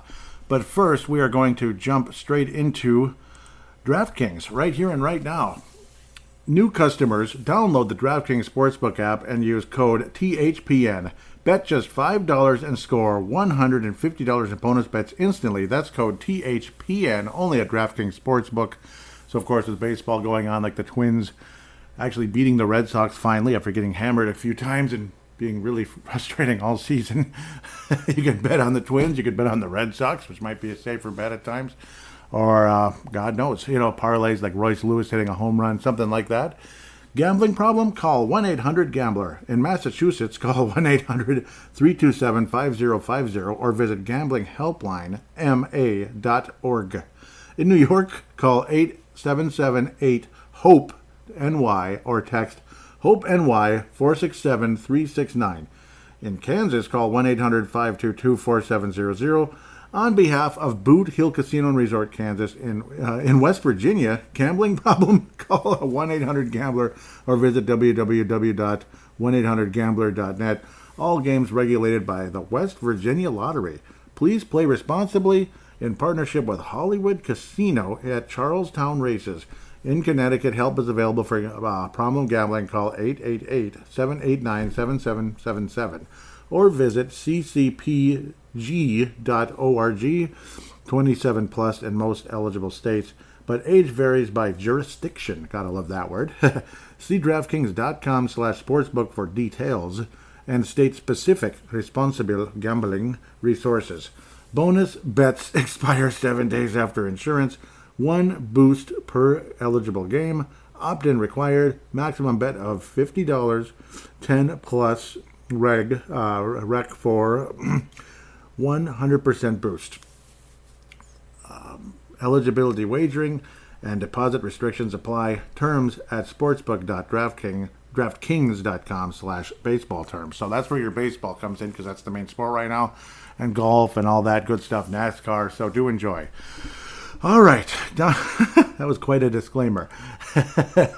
On to the NHL draft, free agency, the salary cap situation, talk about the prospects, their futures, and blah, blah, blah, the prospect of the year, that type of stuff, according to, and I might get into that also in the fan interaction segment number 3, but the prospect of the year, according to MNW Young Guns, and my personal choice for the overall prospect of the year. Well, of course, with the mock draft, mynhldraft.com, Connor Bedard, of course, going number 1 to the Blackhawks.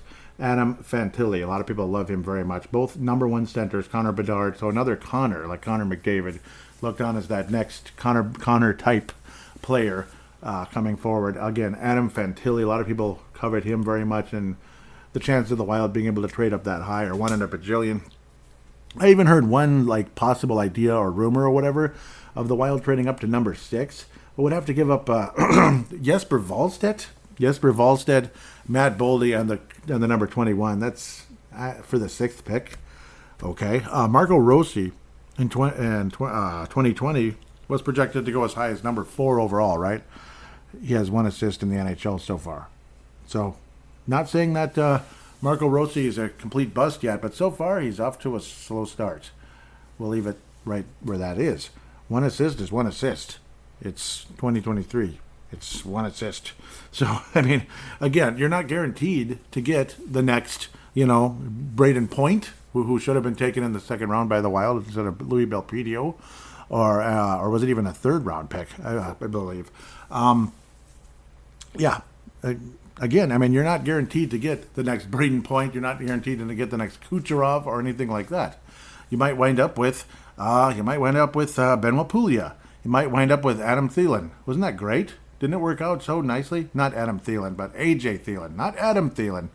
Adam Thielen's on the Carolina Panthers now, and he's past his prime a bit, and he was too expensive for the Vikings, which the Wild could actually cut players as well a little easier, but, well, you can, but then you got the cap situation. In football, I suppose you have that as well. There's some cap that's just not going to go away because of the whole guarantee situation. It's a lot of fun. It really is. Right now, the Minnesota Wild, again, picking 21. I would not be surprised if the Wild just stand pat. A lot of people would love to see the Wild trade into the top 10, into the 12 or something like that. A lot of people like Oliver Moore, who right now is projected to go 11th to the Vancouver Canucks. Another team with a lot of Minnesota ties, and he is going to play for the Minnesota Gophers. Yep, University of Minnesota. Hopefully he's going to win a national championship. Brock Faber, I feel for you so much. Current Minnesota Wild defenseman, not Iowa Wild, but Minnesota Wild defenseman Brock Faber. And let's just say he's in the Mount Rushmore of prospects right now for the Wild. This past year, the award, so to speak, unfortunately did not get the national championship because they just didn't do what the Vegas Golden Knights did and actually finish teams off. They just didn't. Kind of like Game 3, or was it? Yeah, Game 3, where the Vegas Golden Knights were up 2-0, and then ultimately the Florida Panthers came back and eventually sent it to OT and won the game. I was like, oh my God, that's the Gophers all over again. Anyhow, Oliver Moore is projected to go to the is projected to be the 11th pick according to this mock draft, and is going to the U of M, where I hope he wins the national championship. He's a potential number 1 center, has all kinds of accolades and such. He was on the U.S. under-18 team, and in 61 games, he had 31 goals and 44 assists. Very impressive numbers. In the U.S. Hockey League, he played for the U.S. and TDP Juniors. I thought I was talking about the disclaimer again. 25 total points in 23 games. 8 of them were goals. But, so a playmaking type of a center, obviously. And, again, my hockey knowledge when it comes to draft picks, let's just say it's not necessarily where Derek's is. Derek Felska, again, the Crease Assist podcast, highly, highly recommended. Hope you keep up with that. Teresa Ferris, Kalisha Townsell, that little triangle, you could say. It's not a round table. I suppose 3 people could sit at a round table, too, but it's more of a triangle of authority, so to speak, on that show. And, wow, it's so good. So, highly recommended. And, anyhow,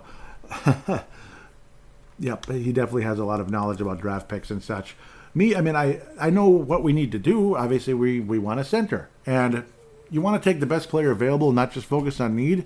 Yet at the same time, sometimes you should focus on need at the same time. I mean, as long as you kind of keep doing it and you're not necessarily passing on a can't miss. Like, okay, this is a defenseman that could be the best defenseman in Wild history. If he's sitting there at 12 and you trade up and the guy's there, like, it could be the best defenseman in Wild history. You might want to take that guy. I know Derek Felska was actually mentioning defensemen. It was kind of like, it brought me back to our show last year when we did this very show last year, right before the 4th of July, and it was the longest show in the history of Brave the Wild. It was a lot of fun. Me and Derek back and forth, entertaining conversation. But yeah, he was talking about Tom Willander. That's a player who could be, obviously an outstanding defenseman for Minnesota. Yep, he was very focused on defense, but not because necessarily that's what the Wild need. But then again, we kind of do. I mean, our defensive situation isn't that great. It's, I wish it was, but at the same time, see, it was like, maybe that's the best player there, and eventually you want to take the center. You want the center more than anything else. You want a number one center. You want 19 number two centers or whatever, and decide which one's going to be number one. It's better than having 19 number three centers or four centers, that type of thing. So eventually, eventually you're hoping to finally get that big break at the center position that this team has never had. Hopefully Rossi can be that, but so far he's light years away. But yeah, Tom Willander, back to the point that I was trying to get to, was definitely high on that Derek's list. I know that much. Obviously a bigger guy who actually steps it up in the big moments. I mean, that's obviously so super important. Other players don't. It's like the opposite. He's one of the guys that does, so that's exciting. Killem Ritchie, I forget if that was brought up if he was brought up by Kalisha Townsville, I believe so. Obviously, all kinds of potential. The Canada Under-18 Helinka Gretzky Cup, double 2 points a game in just 5 games there. 4 goals, 6 assists, gotta like that. And then again with the World Junior Classic, 9 points there, 3 goals, 6 assists there.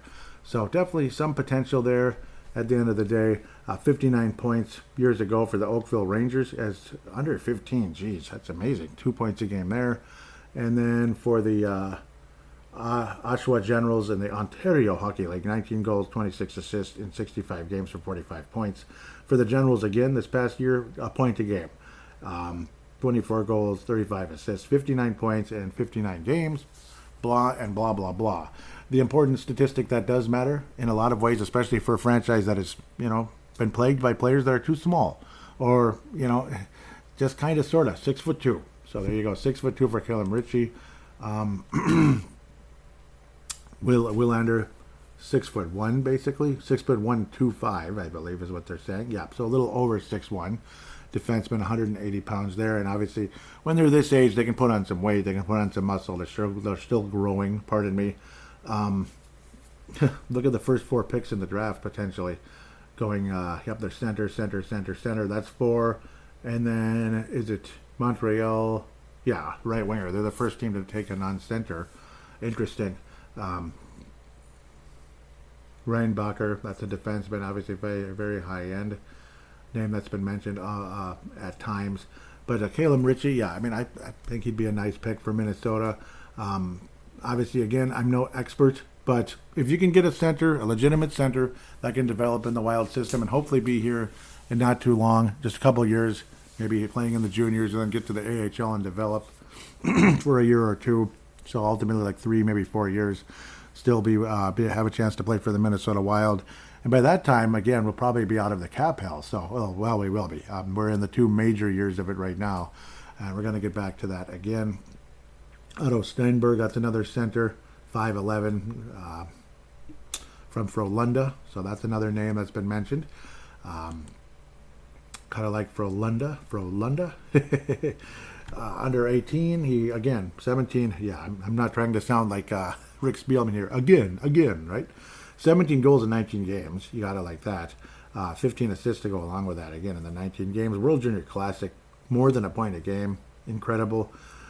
World Junior Classic, 7 goals, 9 assists in 7 games, 16 assists, or 16 points. Got to like that. Swedish Hockey League, that is the professional level. Obviously, as a kid, basically a baby. The professional level, folks. So 23 games, 1 goal, 2 assists. So obviously not a whole lot going on yet, but I mean we're talking again a boy among men rather than a man among boys. Man among boys when it came to the the World Junior Classic, WJC or whatever you want to call it. But very productive. Otto Stenberg, somebody to think about. Certain players, again, some of them are. I know I've heard the name Kobe Barlow a bit, left winger.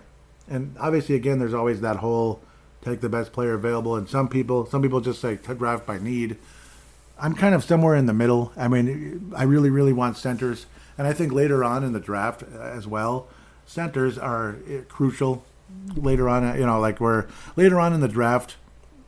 Drafting by need is not necessarily the dumbest thing ever. Pardon me. You're bound to strike gold at some point. You are.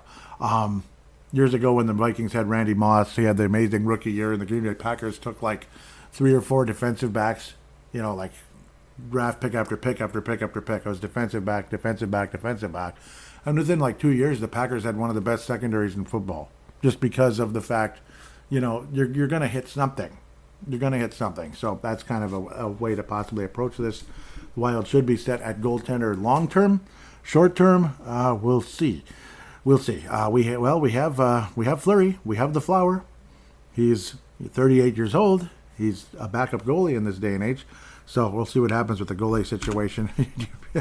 Might you bring in Aiden Hill and win a Stanley Cup with him? But I don't know. I know there was a similar situation with the Blackhawks in 2010. They didn't exactly have a stellar goalie that year. They didn't have Crawford yet, or at least he wasn't the main goalie yet at the time. And Philadelphia also had a lower-end goalie. I believe it was Antti Ranta the goalie for one of those teams? Or I'm getting mixed up. But, I mean, this is years ago, so it's not important at the time that we're talking about this, to be quite honest. But, I mean, size really matters. It matters at center. It matters at the... It matters at defensemen in a huge way. The Wild defensemen have been too small historically. Jared Spurgeon, nice player and everything, but he doesn't really seem to be compatible in the postseason. At least not to the level we're hoping. Obviously, the big man we have, Middleton. I mean, he's limited. He's talented for the most part, but he's not that great. He's limited. The pick ahead of the Wild going to Seattle, Dmitry Simashev out of Russia. Yep, and again, that's a player that the Wild could be looking at, partially because listening to Judge Brackett on the on the Straight from the Source with Michael Russo, that deal, was saying how, again, like some of these Russian players where teams may avoid them because of the possibility you might have to wait a little bit. All the whole situation with the war, with Ukraine and Russia, all that stuff going on. Obviously, the drama we had with Kaprizov last summer into the fall. So some of these players, you might and how the Wild got Yurov last year, where you took the chance, take Ogren first, and then wait on Yurov, and okay, there he was, good, got him. It was a few picks later. So you might have a similar situation waiting on Dmitry or somebody like that coming to the Wild, possibly. Not that we have 2 first-round picks this year, because we don't yet, anyway. But but maybe like somebody like that could slip to the Minnesota Wild. I'm sure we're not the only team thinking that way. I'm sure there's other NHL franchises that are thinking, okay, let's hold off a little bit. We're not going to try to jump up to get him. He just might fall right to us, just like the little badminton birdie. It falls to you. You don't jump. You just let it fall to you. So let's play a little badminton here in the draft. Little badminton, that type of thing. So you might want to be able to do that, but unfortunately, I wouldn't be surprised if there's at least 1 or 2 other teams thinking the same way. So there is always that. There I go, contradicting myself before I'm even half done with the segment. Charlie Stramel is another name out there going to Wisconsin. That was a name brought up by Kalisha for sure. And yep, he is going to Wisconsin. Charlie Stramel. It's a possibility. He's a big person, big guy. He actually went to Wisconsin already as a freshman. 12 total points so far, but that was, again, a freshman. So, but a 6'3" center. Hopefully not the next Jack McBain. Hopefully a little better than that. World Junior Classic, only 3 assists in 7 games. So, okay, I guess. As the under 20 World Junior Classic before, he was under 20 this year. He was under 20 last year, but like the year before anyway. 1 game, one assist. Okay, under 18 World Junior Classic, 5 points. So, okay. There's something there, obviously very raw, still developing, obviously, again, but a high enough prospect to draw interest and definitely has the size. That does matter. 6'3", 212, and we'll see. We'll see. The Badgers program is definitely bound to improve. I'm surprised, actually, things didn't work out. It was kind of weird, but we'll have to wait and see how that goes in the not-too-distant future. Again, I am not an expert here, so I'm not pretending to be. 6'5" defenseman. I forget if... Nope, that's a left wing. Daniil Butt, that's a funny name, coming out of Russia again. 6'5", left winger, 203. Not sure if the Wild are looking that direction, but maybe they're in love with him. Who knows? Maybe they are. 1 goal, 3 assists in the under 18 Russia. Cool. MHL, that's the minor league in hockey. So does minor league in hockey. The minor league in the Russian hockey league to the KHL. Basically a point-a-game, literally a point-a-game player there. Literally for 2 different teams. Interesting. In the KHL, he had 2 goals in 15 games, and that's it. But it's okay. Just getting started. So, yeah, 6'5". So a big, big dude there. If you're possibly looking at the wing position going forward. We'll see. I hope the Wild are able to get a center, but certainly a big, tough defenseman that can provide more than just being big, provide more than just energy and be a specialist. Somebody who can actually maybe provide a little bit of offense, but also be an outstanding penalty kill type of defenseman. Shut people down, that would be great in a big way. And again, provide that size that is so needed to obviously prevent any type of forecheck in the postseason, or help prevent the forecheck anyway in the postseason, because it's coming. It's coming, believe me. Big players like what the Vegas Golden Knights had, it's coming. It's coming. Free agency, we'll dig some more. I may talk some more draft, but again, I can't come up here and pretend like I know everything about these guys, because I don't. Obviously, and Marco Rossi looked so incredible. But yeah, I have to, again, put into perspective, it was in the OHL. He looked like Steve Yzerman. He did. And I'll never forget the look on Isha Dromi's face when I said the word Yzerman. He just said that, what? Look on his face. Well, he looked like Yzerman in the OHL. He kind of did. I don't know. He kind of did. Maybe I'm just an idiot. Top free agent on the market, financially anyway, at age 34 and a half, is Patrick Kane. And then his former teammate Jonathan Taves. Oliver Ekman-Larsson, so these are all way up there. Ryan O'Reilly. Can't imagine he's going to be at the 7.5 again, and I don't think the Wild are going to be going after Ryan O'Reilly. The whole age difference combined with expense and all that, it'd be nice to have, but I'm surprised Ryan O'Reilly is only 32. He looked like he aged quite a bit last year. Down to about a half a point a game guy. Pastoretti's had like a billion injuries. He made $7 million last year. He's 35. Sean Monahan is still under 30, but I don't know. Another guy who got hurt a lot off and on and was also just extremely disappointing. I don't know why I'm even way up here. Nyquist last year made 5.5. That was the guy on Minnesota. The Wild traded for Bill Guerin, almost 34 years of age. I really like him, but we're not going to sign him for 5.5. So he's going to have to take a pay cut for sure. Didn't Patrice Bergeron retire? I think he did. He's like 38 or going to be 38. Ben Bishop, finally a free agent after being, inactive for like 7 years. Okay, maybe like 4 or 5 from the Dallas Stars. A beast of a goalie. He was, 6'7". He was very good for the Stars for quite a while, but as time went on, just wasn't meant to be. Tyler Bertuzzi, 4.7. But again, these are all numbers that if the Wild sign anybody, they're not going to be making that much. There's no way. Kevin Shattenkirk's not going to be getting $4 million a year. Nick Foligno, that was a cute little dream a few years back. I don't know if I want Marcus anymore. Maybe I'm just an idiot who doesn't know what he's talking about, but I don't know. I'm not that excited about keeping Marcus, honestly. I wasn't impressed last year, frankly. I'm just being blunt with you right here and right now. I can't believe Jonathan Bernier made $4 million last year. Jonathan Bernier? What's going on? Is it an old contract that just kind of stuck around? Cam Talbot, he's not coming back to the Wild, though. It'd be the cutest little thing ever. Wouldn't it be great? Ian Cole, 34 plus $3 million. He was another one of those guys, like, man, it'd be nice to bring him back, but, I forget who it was. Carolina, I believe. He went up with Tampa last year. But Carolina offered him a heck of a lot of money. Yeah, like $3 million plus a year. Like $3 million a year. And it was like, no, it wasn't meant to be. Carson Soucy is a small possibility. Maybe. Again, another defenseman with size. And I really liked him on Minnesota. It took him a little while to develop coming in from the Duluth Bulldogs and ultimately with Iowa. It took a while. But then once he, had finally blossomed enough to get to Minnesota, I was kind of impressed. Carson Soucy, and, it was a shame to lose him. it was kind of meant to be, and it was, as sucky as it was to lose him, and we kind of needed to shave the salary cap. I can't imagine why. I can't imagine why we needed to shave the salary cap. No idea. But but yeah, I mean 2.75 is what he made last couple of years here with Seattle, and obviously first year with Minnesota before becoming becoming eligible for the expansion draft for a pretty good Seattle team now. It only took them a year to get like one game away from the conference final. Impressive, very impressive.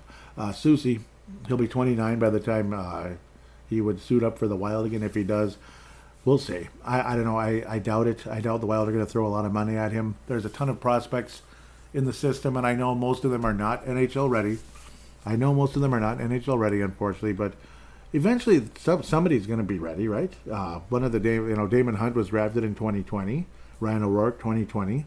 So one of these days, I got to think they're going to be close enough. Marshall Warren was drafted in 2019.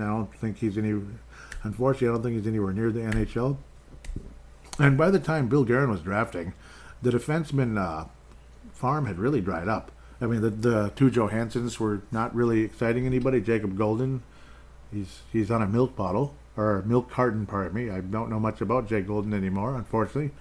Don't think he's even I don't think he's an active prospect at all anymore. He's somewhere with some other, connected to a different organization.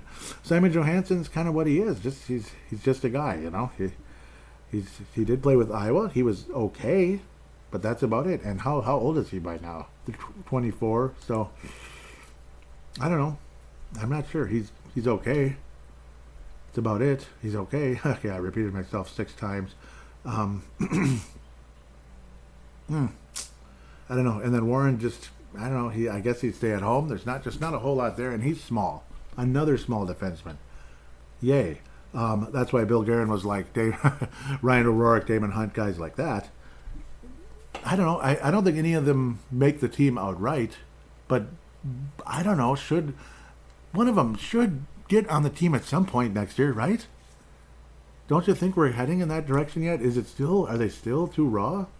You're 21, that's, it's not old at all. 21 still pretty young, but I don't know. I got to think Damon Hunt, Ryan O'Rourke, pardon me, say that fast 5 times, or 3 times. I got to think they have a shot. Again, Iowa was just kind of a mess, and of course, since the last, I didn't even bring this up, since the last episode, yeah, Tim Arme was let go, and now you have McLean taking over as coach. He was a former Minnesota Wild player way back in the day, so I always think that's kind of cool. Brett McLean, yeah. He played with he was with the Wild Prospects. I don't think he ever actually suited up for the Minnesota Wild, unfortunately, from what I remember. But yeah, he's now the coach of the Iowa Wild. He's left the Minnesota Wild bench to be I'm definitely a fan of he was with the Cleveland Lumberjacks and then played with the Blackhawks for a bit and was actually halfway decent, but mostly just decent. Yeah, so the Lumberjackets, the Blackhawks and such. Still the wrong guy. What the heck? But yeah, it's very strange. There's actually 2 Brett McLeans. It's fucking okay. Sorry, I'm swearing here. Freaking funny. It went to the wrong Brett McLean. Yeah, he played for the Avalanche, played for the Blackhawks. I still remember him with the Blackhawks, kind of an awful Blackhawks team, but he was finally in the NHL. It was about time, poor guy. 03-04. Before that, again, he was sent to the Cleveland Lumberjacks and then eventually the Houston Aeros. So once upon a time, the IHL was the Wild's top affiliate. The IHL's Cleveland Lumberjacks. Now the IHL is now the AHL as well. Houston Aeros and such, but then got with the Blackhawks, the Avalanche, the Panthers, and of course, assistant coach of the Wild many years later, and ultimately now the Iowa. Yep, he was assistant coach of the Iowa, and then Minnesota, and now the head coach of the Iowa Wild. So good luck to Brett McLean. We'll see again how these guys have developed. Iowa was super duper disappointing the last couple of years. So, and then it sounds like Tim Arme was just too much.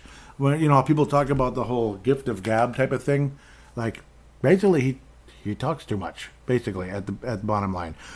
I'm not that involved necessarily, but that's what it sounds like. This is just me, with the information I've heard, that he basically talks too much. And And it's mostly like meeting after meeting after meeting after meeting after meeting. That's got to wear on a young player.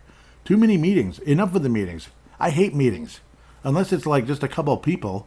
But yeah, that's a different story. That's like inside information about me in the workplace. I just, enough. Can we just do our job already? For God's sake, just let us work. We don't need meetings every 10 seconds. So I can't imagine that helped the players. So I could understand that side. That would be the one reason I would move on from Tim Harmey, is probably just that alone. Like, dude, too many meetings, man. So that's what I've heard. Like, he's like the king of kings when it comes to meetings. So best of luck with Brett McLean. Sorry for my mix-up with two different Brett McLeans. Yeah, I was like, that doesn't look like him. No, it wasn't. Because I remember Brett McLean with the Minnesota Wild as a well, you know, like the guys trying out for the team. He was only, 22 at the time in 2000. Now, unfortunately, he's like 45-ish, like me. A little bit slightly older than me. He's my brother's age. Poor guy. But that's how life is. Now that I've babbled enough about that. Again, other defensemen like Jack Pert, Carson Lambos. Obviously, there's a ton of defensemen that have a lot of potential and such, or have some potential. They could be packaged in a deal to move up in the draft. They could be packaged in a deal to acquire another player, and of course maybe to try to also kind of a sweetener in a deal to help move out salary as well. Wouldn't be surprised if John Merrill's no longer on the Minnesota Wild when it comes to the regular season. Wouldn't be surprised at all. It might be another Dmitry Kulikov type deal where it's almost like a player to be named later, where it's like, no offense, we just want to move on. It's just, I don't know, it's just whatever, that type of thing. Obviously, Caden Bankier, Kyle Masters were wonderful. They're like top 5 prospects this year, I think. And huge surprises. Again, I talked about it all year last year of like what huge surprises they were going into the summer last year. Like, those two guys? Really? And then, yeah, those two guys. So I was like, they were like, oh, we were really impressed with these two players. And I was like, Caden Bankier and Kyle Masters? They didn't do that much, did they? I mean, they were okay. And then it's like, here comes the season. And it's like, holy bleep. What a wow. You know, Kyle Masters was a huge shocker. But then Bankier just got so good. It was like, oh, wow. Like, he was already okay. But then it's like he took a giant step forward. So, very exciting. This and that. We've got all kinds of left wingers like we always do. I'll leave that where that is. Liam Ogren, Lorenz, Milne, just in last year's draft alone. And Yurov is a right winger, right shot. And then we took 4 defensemen in 21. Carson Lambos, Jack Pert, Kyle Masters, and Nate Benoit, who's probably got a 1 in a million chance. But who knows? Even the 1 in a million chances make it once in a while. Pavel Novak sounds like he's progressed wonderfully. And before he got sick, he was bleeping awesome. He was an awesome, about as good as a 5th-round pick can be outside of Kirill Kaprizov. So we'll have to wait and see how that turns out. So exciting about that, looking forward. Free agency, I'm not all too optimistic about anything because I don't think the Wild want to get a whole lot older. Though, again, I suppose if you want to add a veteran player who could be helpful, I like Eric Holla. I know that's probably like dipping back into, dipping back into the past, and it's kind of dumb. I liked him. I liked him very much. Goalie possibilities, Brossaw. We could be looking at the Golden Knights. They have 4 goalies. So Brossaw, Aiden Hill, one of those two guys, you could get maybe at $2 million a year if we're in a situation where we're unable to able to come to an agreement with Phil Gustafson, who made $850 last year. Martin Jones, I don't think we're too excited about that one. When you have save percentages in the 80s, I don't get too excited about that. So not sure he's a huge option going forward. Jonas Corpiazzo, he made only 1.3. He's under 30. Not bad numbers. I mean, 2.87. That was in 18 games last year with the Lakers. No, the Kings. I'm just kidding.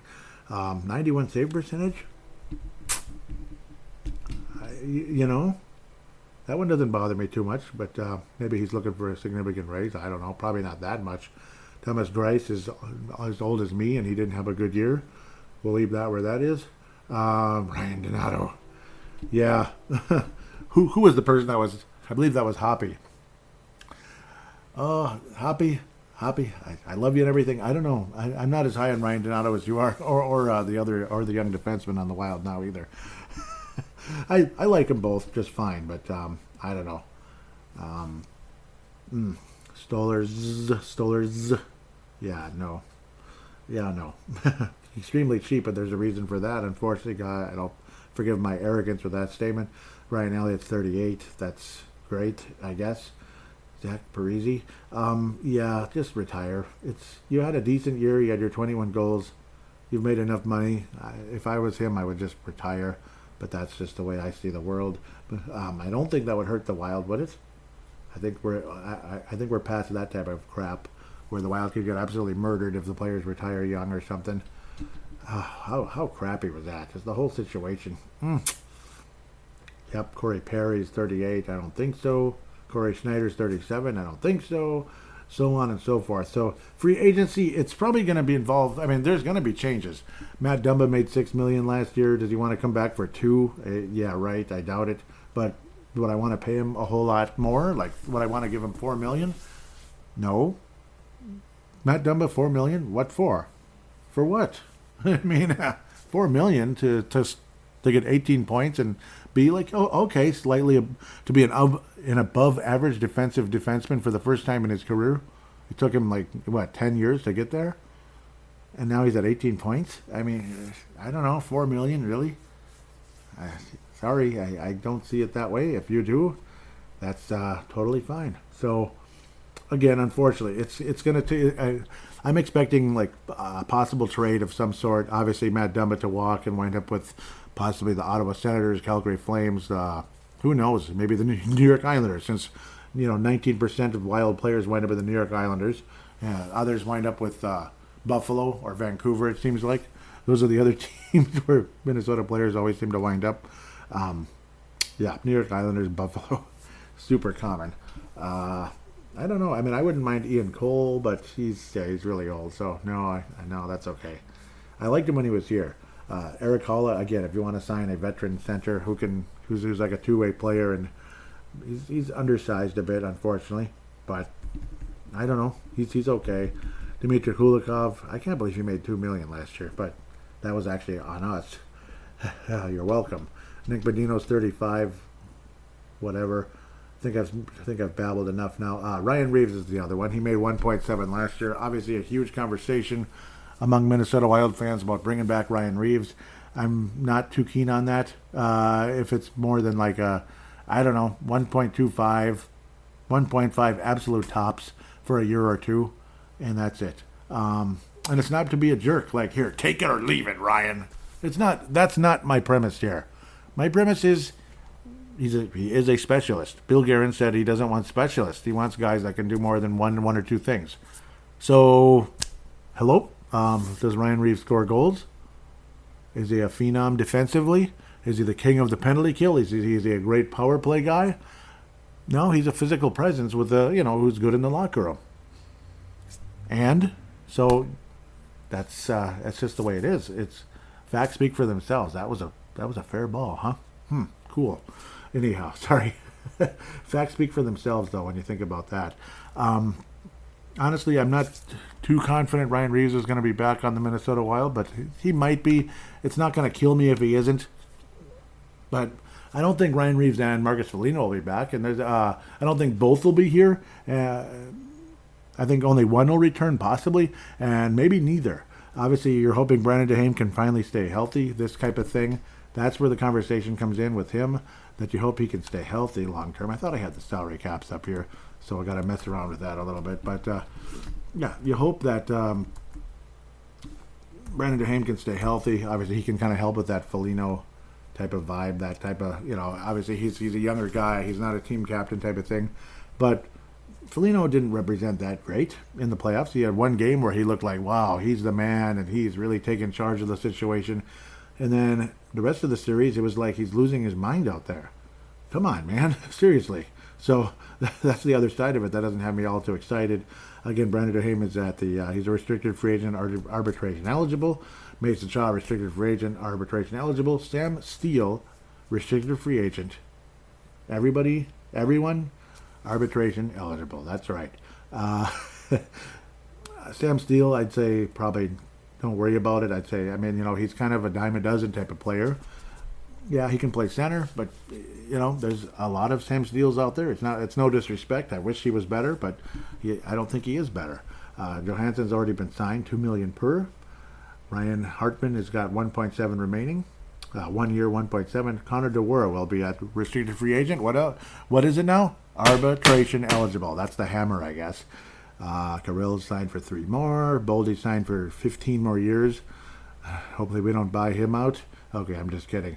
Matt Zuccarello, unrestricted free agent after next year.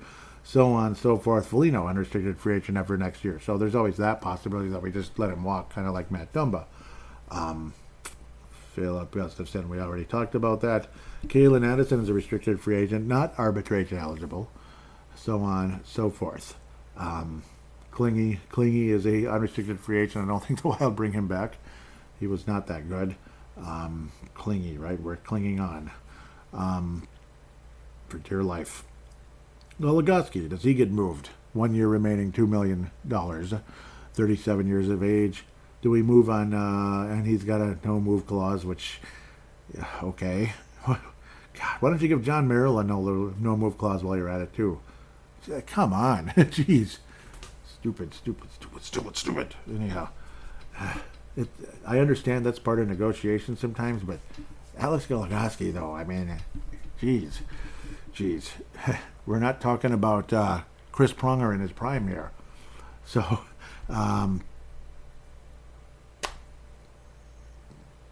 yeah, I mean, there's going to be a new defenseman or two with this team. There has to be, obviously.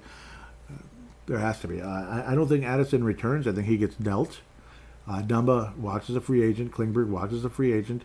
And even keeping Alex Goligoski, that's 5 defensemen. So obviously, hopefully, we'll see which young guy could possibly win the job. Possibly. 1 or 2 players possibly win the job. Maybe we sign a free agent. This and that. Maybe it's a young guy who's still kind of like, maybe he's kind of a semi-prospect type. But we'll have to wait and see with that. Sundqvist to the Wild, bring him back. Not sure. Reeves, Gustafson, and Sundqvist, all UFAs. Currently, not next year, but currently. And then, yeah, I already mentioned all the restricted free agents like 50 times. Joel Eriksson Ek, obviously his loss was a huge loss. I love Joel Eriksson Ek, and a lot of people talk about there's only one player in this team that's an untouchable, and that's Kirill Kaprizov. I generally agree with that. I think Joel Eriksson Ek is the next one on the list. Boldy, of course, there's always that fear you trade him away. Like, holy crap, was that smart? That type of thing. Did you really want to trade away Matt Boldy? And then he blows up with the Vancouver Canucks or something and haunts us every season out there. That type of thing. I'm guessing. I don't know. I think Boldy's a 60 to 70 point player in this NHL. And hopefully he can bulk up and add more of a legitimate forecheck. Joel Eriksson Ek, I think he's the closest thing to a playoff center on this team by a mile. I really do. Ryan Hartman's undisciplined and he's mediocre at best.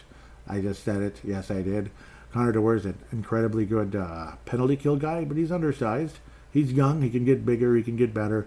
We'll have to wait and see. Shaw, kind of similarly, he's probably not as good, especially with the way too many ACL injuries. That's all I got to say about that. Sundqvist is a bigger guy who's won the cup. He knows what it takes. He is a nice fit for the team, but we didn't freaking use him because I don't know. I'm still waiting on that one. Goudreau signed until 2035. Not literally, but kind of. It feels like it. It's kind of funny. He signed until 2028. Yeah. And he's got another term type of deal, too. I don't know. It's all kind of, we're kind of at a crossroads as a franchise. We have pieces in the system. We have pieces on the roster, like the Kaprizovs. You have Boldy, Kaprizov. Duhaime's obviously, a tough guy that hopefully we can keep. That, so on and so forth. Joel Eriksson Ek absolutely is a piece for many years, I hope. Berdine and Spurgeon are signed forever, and they have no move clauses. Middleton's a big guy that is valuable. He's limited offensively, but he's a valuable piece. And he's under 30. So on and so forth. But again, as a franchise, we're at a crossroads. And, of course, the salary cap hell. So we're going to be most likely relying on some young players.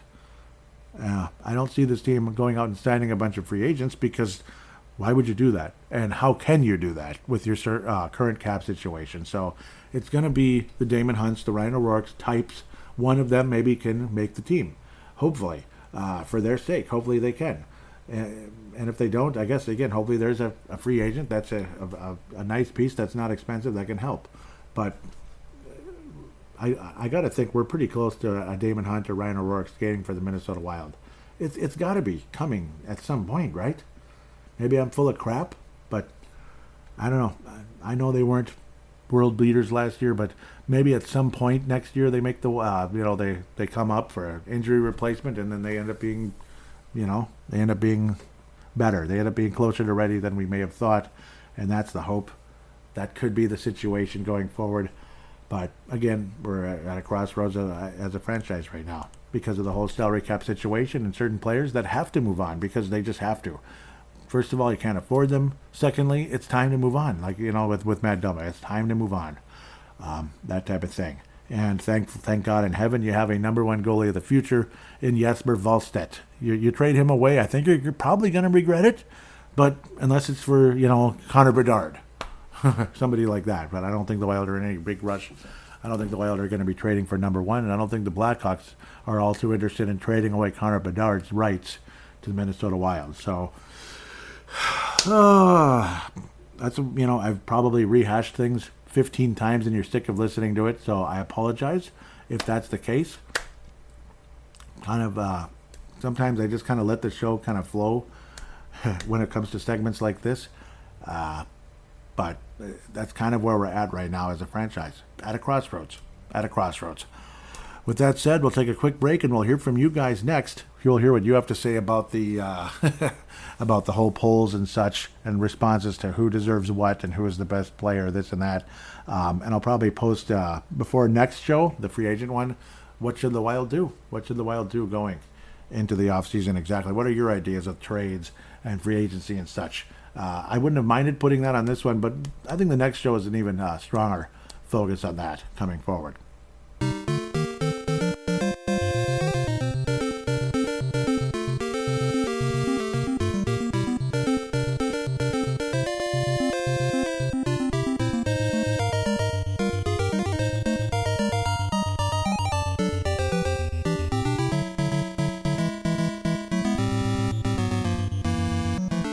And we are back on Brave the Wild, segment number 3, fan interaction, and final segment of State of the Wild 2023.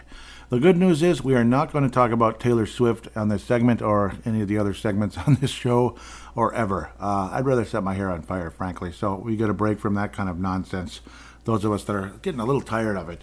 Anyhow, State of the Wild fan interaction segment. Hope this is enjoyable for you, and please let me know if... please let me know how you feel if you'd like. At Brave the Wild is the Twitter account, facebook.com/Brave the Wild. And of course, get your DraftKings app and start betting on baseball, golf, and all that good stuff. And football's not all that far away, but you know what? Football can wait a few months. Let's enjoy our summer and bet on baseball and golf and stuff. Anyhow, trying to get caught up. Want to thank all the people that were nice enough to retweet the most recent episode. I just really appreciate every one of you. It means a heck of a lot. Devil's State of Podcast, you check that out, no doubt about it. They cover the New Jersey Devils on the Hockey Podcast Network. Vinrock, Vince Germano, Derek Felska, the Hockey Podcast Network. Jay Bushy, thank you so much. Brian Herrera, Tom Hayen, thank you so much for the retweets. Sometimes I mention it, sometimes I don't, and I apologize if some of you may not care if I do. Some of you might like it, I don't know. But either way, I want you to know I appreciate you way more than you may imagine. Derek Felska recently had, and I like that he includes me, and that's really cool. He says, please retweet, and we kind of, this way it kind of jumps on board, and the hashtag BTWMN. Also, hashtag Crease Podcast if you want to interact with that show, hashtag BTWMN. And those of you out there that like both of our shows, put both hashtags in there. Why the heck not? That way both of us could kind of respond in our own separate way. Why not? It's kind of a cool way to go about the show and keeping things organized. So Derek Felska put out a poll that said, if the Minnesota Wild should attempt to draft for need, what type of player does this club need that may or may not currently that may not be currently present in the organization or prospect pool?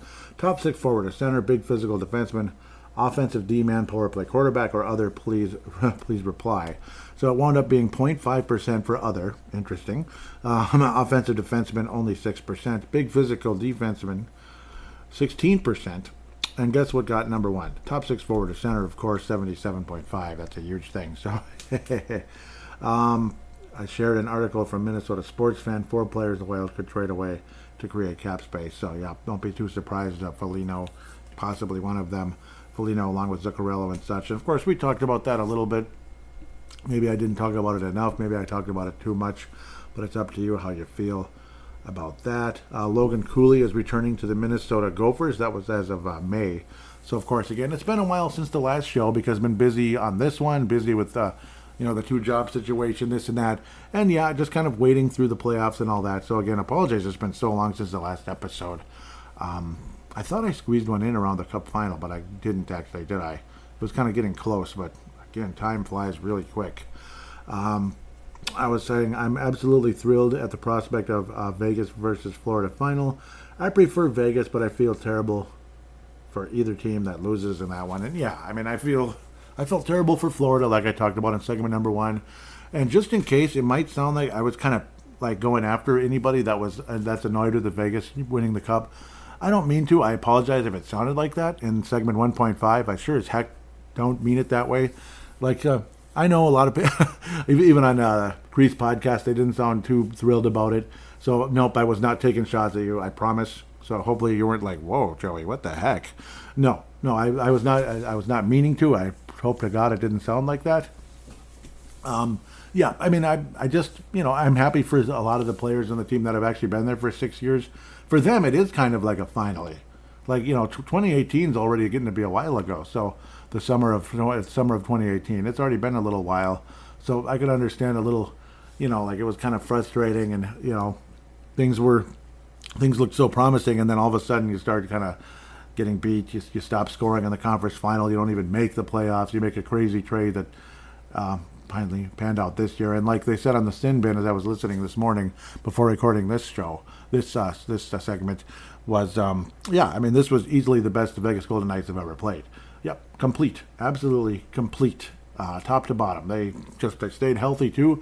Funny, knock on wood, stay healthy, Minnesota in the playoffs. For the love of God, Jules Eriksson Ek, hello. Spurgeon getting hurt some years. Was it Suter that one other year? Suter, whatever. Suter. Anyhow, Parisi, blah, blah, blah. This guy getting hurt, that guy getting hurt. So it's like every bleeping year. Brodin 1 year. So it's like, would help if guys actually stayed healthy. I have this cute little licorice, I forget what you even call those, but they're like kind of candy-coated licorice pieces from Byerly's or Lunds and Byerly's. And they have all different kinds of colors in there. And I was able to put together classic North Star colors. You could say in this case like 70s and early 80s North Stars, like the 81 North Stars look, because there's no little black stripe in there, which came around in the late 80s. One is yellow, one is green, one is white. And I was like, North Star colors, couldn't resist. I was hoping somebody would tease me or have fun with it, but a few people liked it at least, so I appreciate that. Next, again, this is at Brave the Wild, and when you comment, hashtag BTWMN. I was saying during the last month or so, the city of Las Vegas is the #1 city listening to Brave the Wild. I'm honored, and it looks like they've caught on that I'm a big fan of Vegas Born. Hashtag BTWMN, because it's hashtag Vegas Born for the Vegas Golden Knights, so yeah, thank you very much, Las Vegas. Just in case you're listening. What the heck? It's not showing the... Uh-oh. Yeah. Oh, maybe because the computer restarted. That sucks. So I'd have to actually open up the page for the megaphone or whatever. That's the thing we use. This is the one show that I don't have on Anchor yet. So so hopefully the Hockey Podcast Network hangs on and they want me and all that. I got to create a new password. Isn't that just wonderful? Don't you just love when they tell you that kind of stuff? So, yeah, I'll get to that in a second as I'm bouncing around with this show, of course. Yeah, having to change the password on the fly here. Apologize for that. That was kind of random, but it's like no wonder I kept getting kicked off when I kept trying to sign in from work. It's like, yeah, they make you change the password every now and then. It's one of those, so I don't know what the deal is. It's like, okay, whatever. Nevada's still the #1 state. So Minnesota, obviously Minnesota fans during the postseason probably tailed off a bit. You're still out there, aren't you? I mean, I don't know. Maybe this is kind of messed up. But, of course, the last month I haven't really been around. These are kind of, people catching up to old shows possibly and stuff. But Nevada, #1. What do you think of that? So, It is kind of funny. Obviously, country is number one is the United States. And now we get the spinning wheel crap in Las Vegas, 37%. 37%. Wow. 37%. Hashtag Vegas Born. Welcome to your Vegas Golden Knights Brave the Wild show. Yes, congratulations. Yeah, I think they figured out, yes, I like the Vegas Golden Knights. And now you're probably sick of hearing that. But sorry. I like to look at the demographics and such of podcasts, because, again, it's kind of like a new toy still to me. Seriously. So, yeah, from May 25th to June 24th. Yeah, and then I just threw out the date of where I'm recording segment 3. But, well, yeah, I mean, you can probably figure that out by the time I'm releasing the show. It's going to be right around the vicinity here, this nice weekend here, leading into the final week of June. The Minnesota Wild, of course, again, with the draft pick and, 21st overall pick. Wherever the heck I am, I forgot almost. Okay, sorry. Yes, and now we finally get to the polls. The fun polls we do. Your 2022-2023 Minnesota Wild biggest disappointment is. Feel free to comment why as well. The choices were Marcus Foligno, Kalen Addison, Ryan Hartman, and Matt Zuccarello. And Kalen Addison is the player I rudely didn't actually mention their name. I just said that other small young defenseman. Yeah, that's Kalen Addison. Sorry if I came off like a jerk there. Number 1 was Marcus Foligno, 41.7. Kalen Addison, 16.7. Ryan Hartman tied at 16.7. And Matt Zuccarello, second place at 25%. Sorry. Ike says, everyone besides Kirill, who sucked during the playoffs and lied about being injured, was disappointing. I understand. Whole team was disappointing during the playoffs. Minnesota sports, baby. Biggest joke in the country. Whatever. I think that's what the WE means anyway. Kevin Johnson, not the Phoenix Suns point guard years ago, says Spurgeon in the playoffs. Yeah. Stephen Miller says move to the top 2 to open up. Move the top 2 to open up cap space and improve the team. I don't disagree. I don't. Zuccarello was bleeping disappointing, and he's $6 million a year. He's an expiring, so I don't really disagree with that. Especially, Foligno got on my nerves, and you know what? Sometimes, again, he's part of the old guard. Whether you like it or not, Marcus Foligno is part of the old guard, as is Spurgeon, as is Matt Dumba. And yes, Protein is too. But they're part of the old guard. So, you know what I mean? I'm sorry, I have to say it. It's sorry. Next one. Okay, so Derek's going to jump in. Yep, and that's fine. Yeah, Derek jumps in around the same time, which is totally fine. So we'll get to that before we get to the awards again. Another poll, I should say, hashtag Crease Podcast. If you were Minnesota Wild GM Bill Guerin, would you be willing to part with your first round pick, 21st overall, one second round pick, and Marco Rossi and or Kalen Addison to move up to the top 10 of the 2023 NHL draft? Please retweet. I'm trying to remember which one I picked, or did I not pick anything and I was an idiot and didn't get in time? Shoot. Well, anyhow, the choices were yes, picks plus Rossi. That's yes, picks plus Edison. Yes, picks plus both. Wow, both. No, not worth it. No, not worth it wins in a not in a landslide. It wins. 40.5%. Second place, 35.7 is yes, picks plus Edison. Third place is yes, picks plus both. Wow. And yes, picks plus Rossi. So a lot of people are like, hey, don't give up Rossi yet. I definitely got that vibe from Pavel Bennett in a private conversation with M&W Young Guns. Yeah, he's like, hey, he's not a bust yet. Just, let's at least give him one more year. So I can understand. But at the same time, you also want to consider striking while the iron is hot if you have a bad feeling. Like this might not work out. Because maybe in a year, I don't know. I suppose the Wild still got a late second-round pick for Jordan Greenway, which is okay. A guy who's had 6 points this year or something, and he doesn't really play the physical game he's supposed to. How that happened, I don't know. I guess he's just because he's big, I guess. He's big. So size matters, I guess. Anyhow, your 2022-23 biggest surprises, feel free to Brock Faber, Philip Gustafsson, Marcus Johansson, and Frederick Gaudreau. Final results are, Philip Gustafsson getting 61%. He Ronald Reagan this one in a big way. Brock Faber, 18.6. Second place. Marcus Johansson, 11.9. Frederick Goudreau in last place, 8.5. So, yep, not a huge surprise. He just had a nice run, I guess. But he got some votes. Conversation there. Matteo. Johansson will put up 60-plus points. Faber will put up 30-plus. 60-plus, huh? I mean, I hope so. I hope he stays healthy, and I hope that does happen. And with the right chemistry, I guess anything's possible. You get the right chemistry. Maybe you get Rossi and Johansson together, as crazy as that might sound, or with Boldy, or I guess with Goudreau. I can't remember. Now I'm blanking on, but they had some good moments out there, no doubt about it. And Faber will get up to 30. That'd be cool.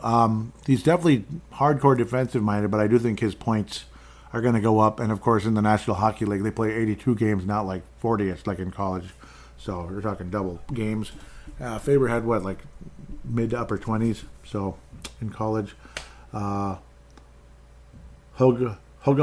says that's kind of cool. I would give it to that third-string goalie from Ottawa. Yep, that would have we traded our best netminder, Cam Talbot, for. Another example of why goalies are unpredictable. Yep, of course, that would be Philip Gustafsson. Derek Velska agrees wholeheartedly. He says it has to be Philip Gustafsson. Most people were hoping at best that he could be an adequate backup for Marc-Andre Fleury. Yeah, remember that? Yeah, I was like, he's just a guy. Hopefully he can even at least be an adequate backup, and pray to God Fleury doesn't fall apart. Yeah, that was a scary start to the season, actually. Anyhow, back to Derek. But he supplanted him instead. Is he truly an NHL starting goaltender?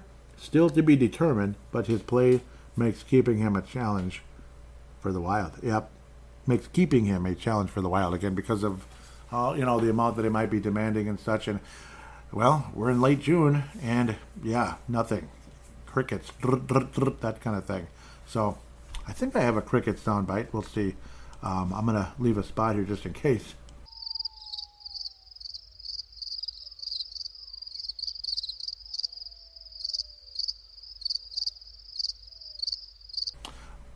But yes, now we continue from there.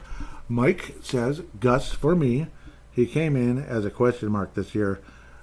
Traded him, he traded for him for our starter. Had a rough start, yes he did, but took over that starter role. Played unbelievable, that's a surprise for me. Yep, good choices, people, good choices, good conversation. Oh, why do I keep hitting that weird button? Jeez, so what's the freaking reason? Stupid. Sorry. So the last one's too easy. That's the problem. Yeah, it is.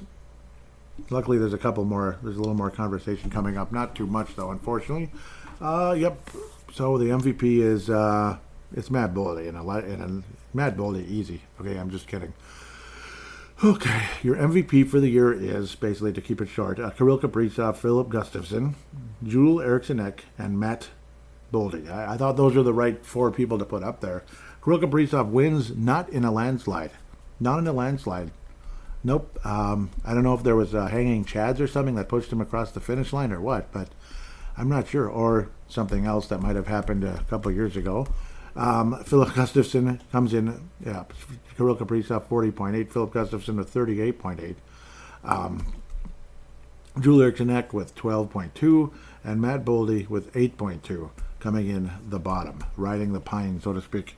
Boldy could have been second, possibly, but he just disappeared after his great month of March, the March of the Boldy. He just kind of fell off the face of the earth. Joel Eriksson-Ek is an insanely valuable player. Philip Gustafsson, insanely valuable. Kirill Kaprizov is the franchise. So, of course, surprised it wasn't a landslide. It really wasn't. Okay, so yeah, interesting. Derek Felska says, I went with Gustafsson because it wasn't expected. The others mentioned were players performing as well as they are paid to do so. Yep. Without Johansson, Boldy doesn't meet expectations. Yeah. Yep. That was a big disappointment, honestly. But I mean, well, yeah, he wasn't that great. And then when Johansson came, Boldy took off. Kind of like Mike Conley coming for the Wolves in the trade deadline. I thought both winter clubs had great trade deadlines this year, which was kind of fun. They both made some kind of trade, and they helped the team. They weren't like, oh my God, whoa. It wasn't like blockbuster, we got, a star player of the future in either team, but they were helpful pieces. Yeah, I mean, I really love Nyquist. It just took forever because he was, still recovering from a shoulder injury. Tyler says Boldy is the real 2 months guy. Yep. Derek Felska says great point. Where was the Bill Guerin jab at him for just that? Yeah. Yep. It looked like somebody responded. That probably is Derek, right? Yeah. Okay. A quote though. Who quoted him? Why does it do that? And then it says, there's nothing there. Of course it doesn't. Come on, Elon. Fix it, man. Fix it. Free speech is great, and I'm glad we have it, but let's get this thing running better. I'm just kidding. Sorry. Derek Felska says, so how do you think the 2023 #Minnesota Wild draft turns out? Remember, this may or may not be what you want to see, but how you think it will play out. Explain it further. Guerin trades up, Guerin trades down. Those are the two choices at the beginning. No trade, use all 6 picks. Other. Now this is how you feel. This is your prediction rather than, this isn't what you want. This is what you figure is going to happen. I'm guessing it's probably like no trade, use all picks. I think I picked that one. That did come in first, 52.6, because it's just kind of like it probably is. Guerin trades up, 36.8. Guerin trades down, 90.2 or 9.2. And other 1.3. Guerin trades everybody away and says hell with it. I don't know. That's an interesting one.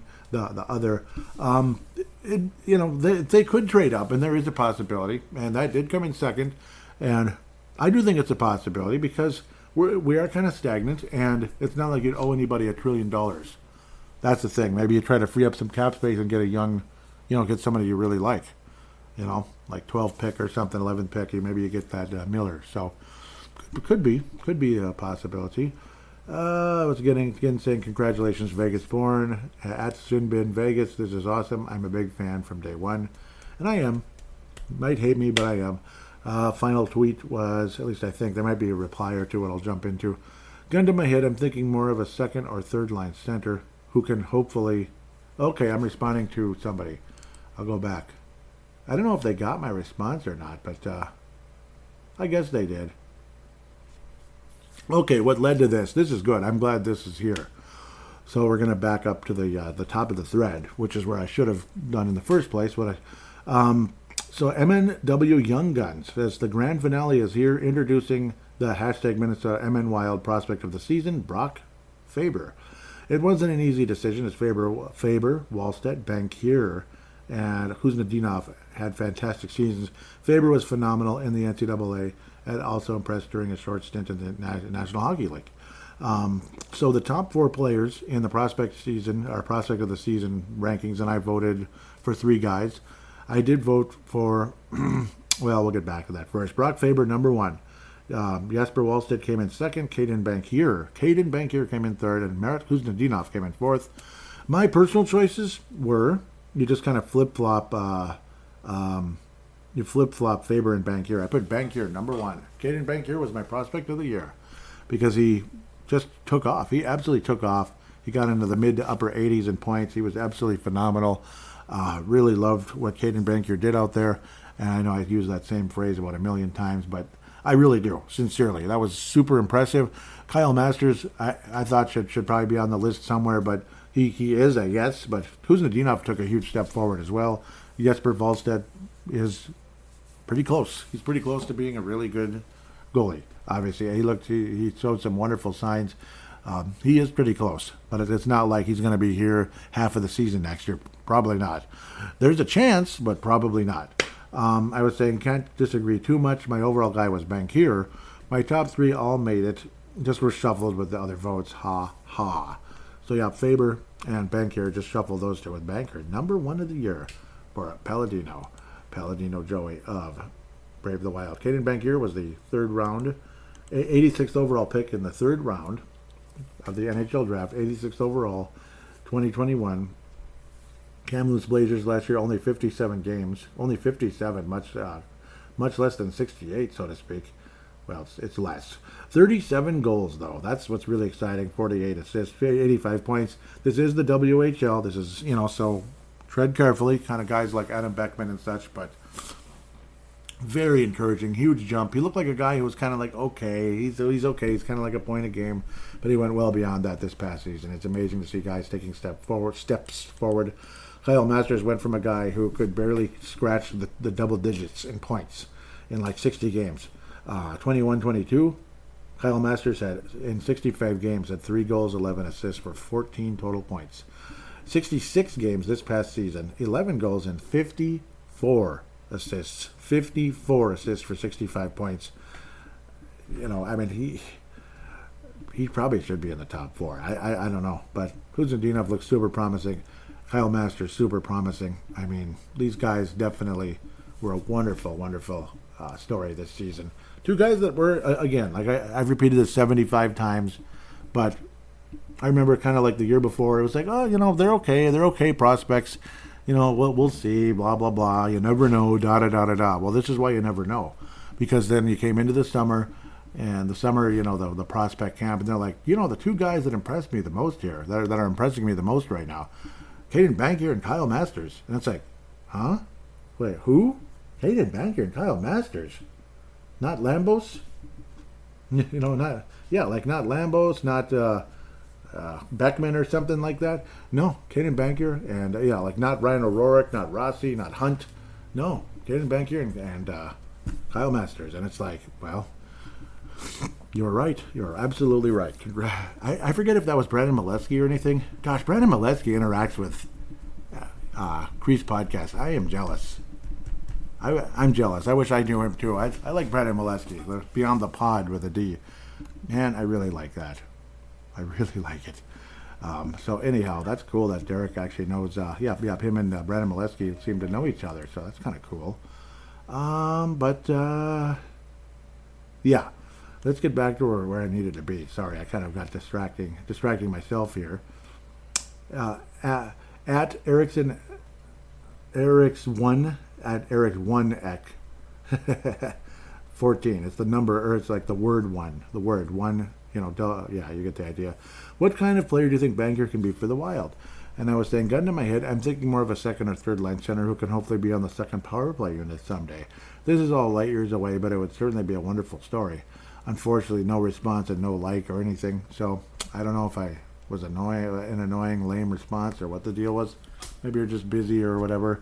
The Vegas Golden Knights just won Game 1 of the Cup Final just to confuse everybody. It's just on in the background because NHL Network. Just to kind of have something floating on in the background. I wasn't watching it closely or anything. It's when they pulled away from 3-2 to 5-2. So, yep, all exciting stuff indeed, for some of us anyway.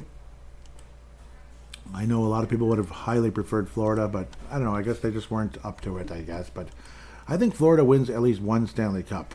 At least one in the next 2 to 5 years. Florida wins a Stanley Cup. I would love to believe that Minnesota will as well, but we didn't taste the Cup Final yet. So I want to say it. I want to believe in the next 5 years Minnesota wins the Stanley Cup or reaches the Stanley. I don't want to reach it. I want to win it, though. It'd be exciting to make it, but I don't want to lose. I don't want to lose. That's the thing. How many teams go all the way, have their great run, the great playoff run, and then they never go back? The North Stars never went back.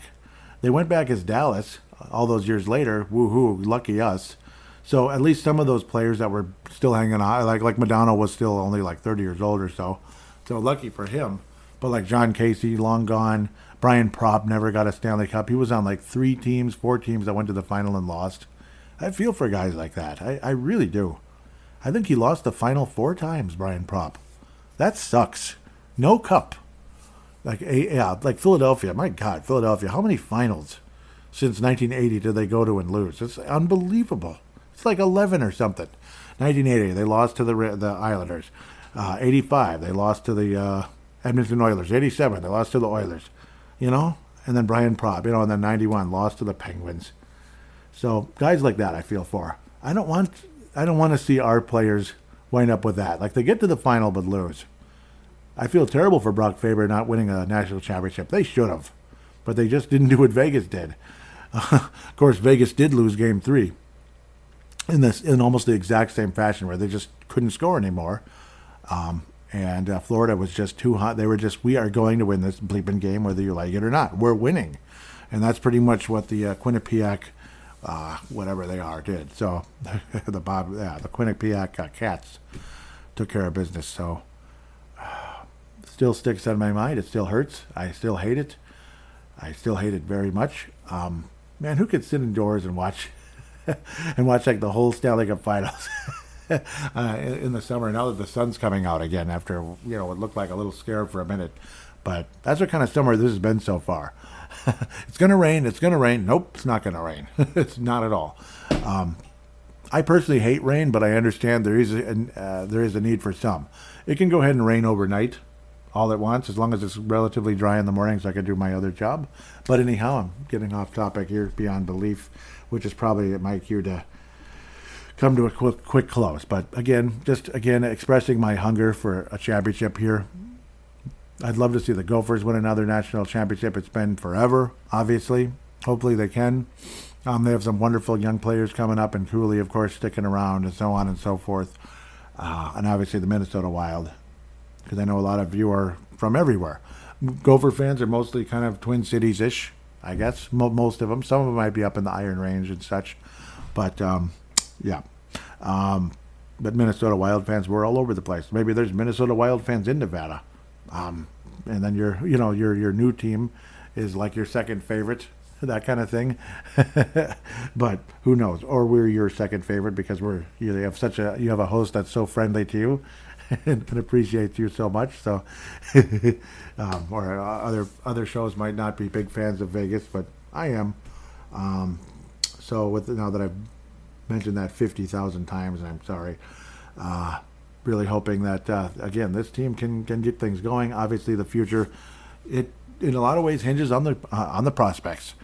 Cap situation or not, I mean, you need to get better with the draft. Vegas was able to pull it off without the draft. Maybe Minnesota can do something like that, but so far it really hasn't worked, and we're not as aggressive as Vegas. We're just not. So it's just a fact. Some not so good draft picks have certainly not helped over the years. Hopefully, some of these guys like Masters, Caden Bankier could be something with Minnesota, or a spectacular trade ship that can lead you to a Jack Eichel type in the not too distant future, when we have cap space to afford a Jack Eichel type. Now that I'm spewing more more nonsense, I'm going to call it a show and wish all of you a wonderful summer. Please do. And I'm not going to be gone for that long. There's going to be a free agency and draft review show coming up in the next couple of weeks. So in July, there'll be another show. There's no kidding. And that's just for whatever reason I can't.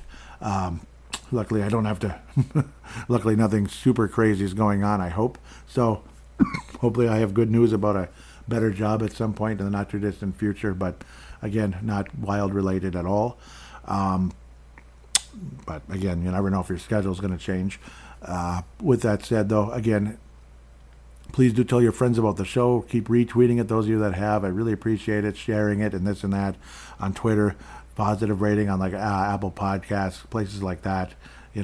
Stitcher. There was just a wonderful review years ago, and I really appreciated that one so much. It was absolutely heartfelt, and it meant the world to me. So those of you that have been doing that, I can't thank you enough. Get your DraftKings app, and remember, the code is THPN. Again, have a wonderful summer. Huge shout out to people like Derek Felska, Chad Walski, obviously Pavel Bennett, Scott Cavendish, Patrick Turner, Brandon Quast, Justin Bakke. I could go on forever. David Abraham, Kathy Main. I could go on forever. Seth Topol, Locked On Wild does a great job. Great job. Other than that, though, obviously Derek Felska, Kalisha Townsville, and Teresa Ferry's phenomenal job on the Crease and Assist podcast. Just absolutely great. With that said, again, now that I've said have a good summer 19 times, have a good couple of weeks, and continue to have a good summer after the next show as well. Until then, take care and God bless.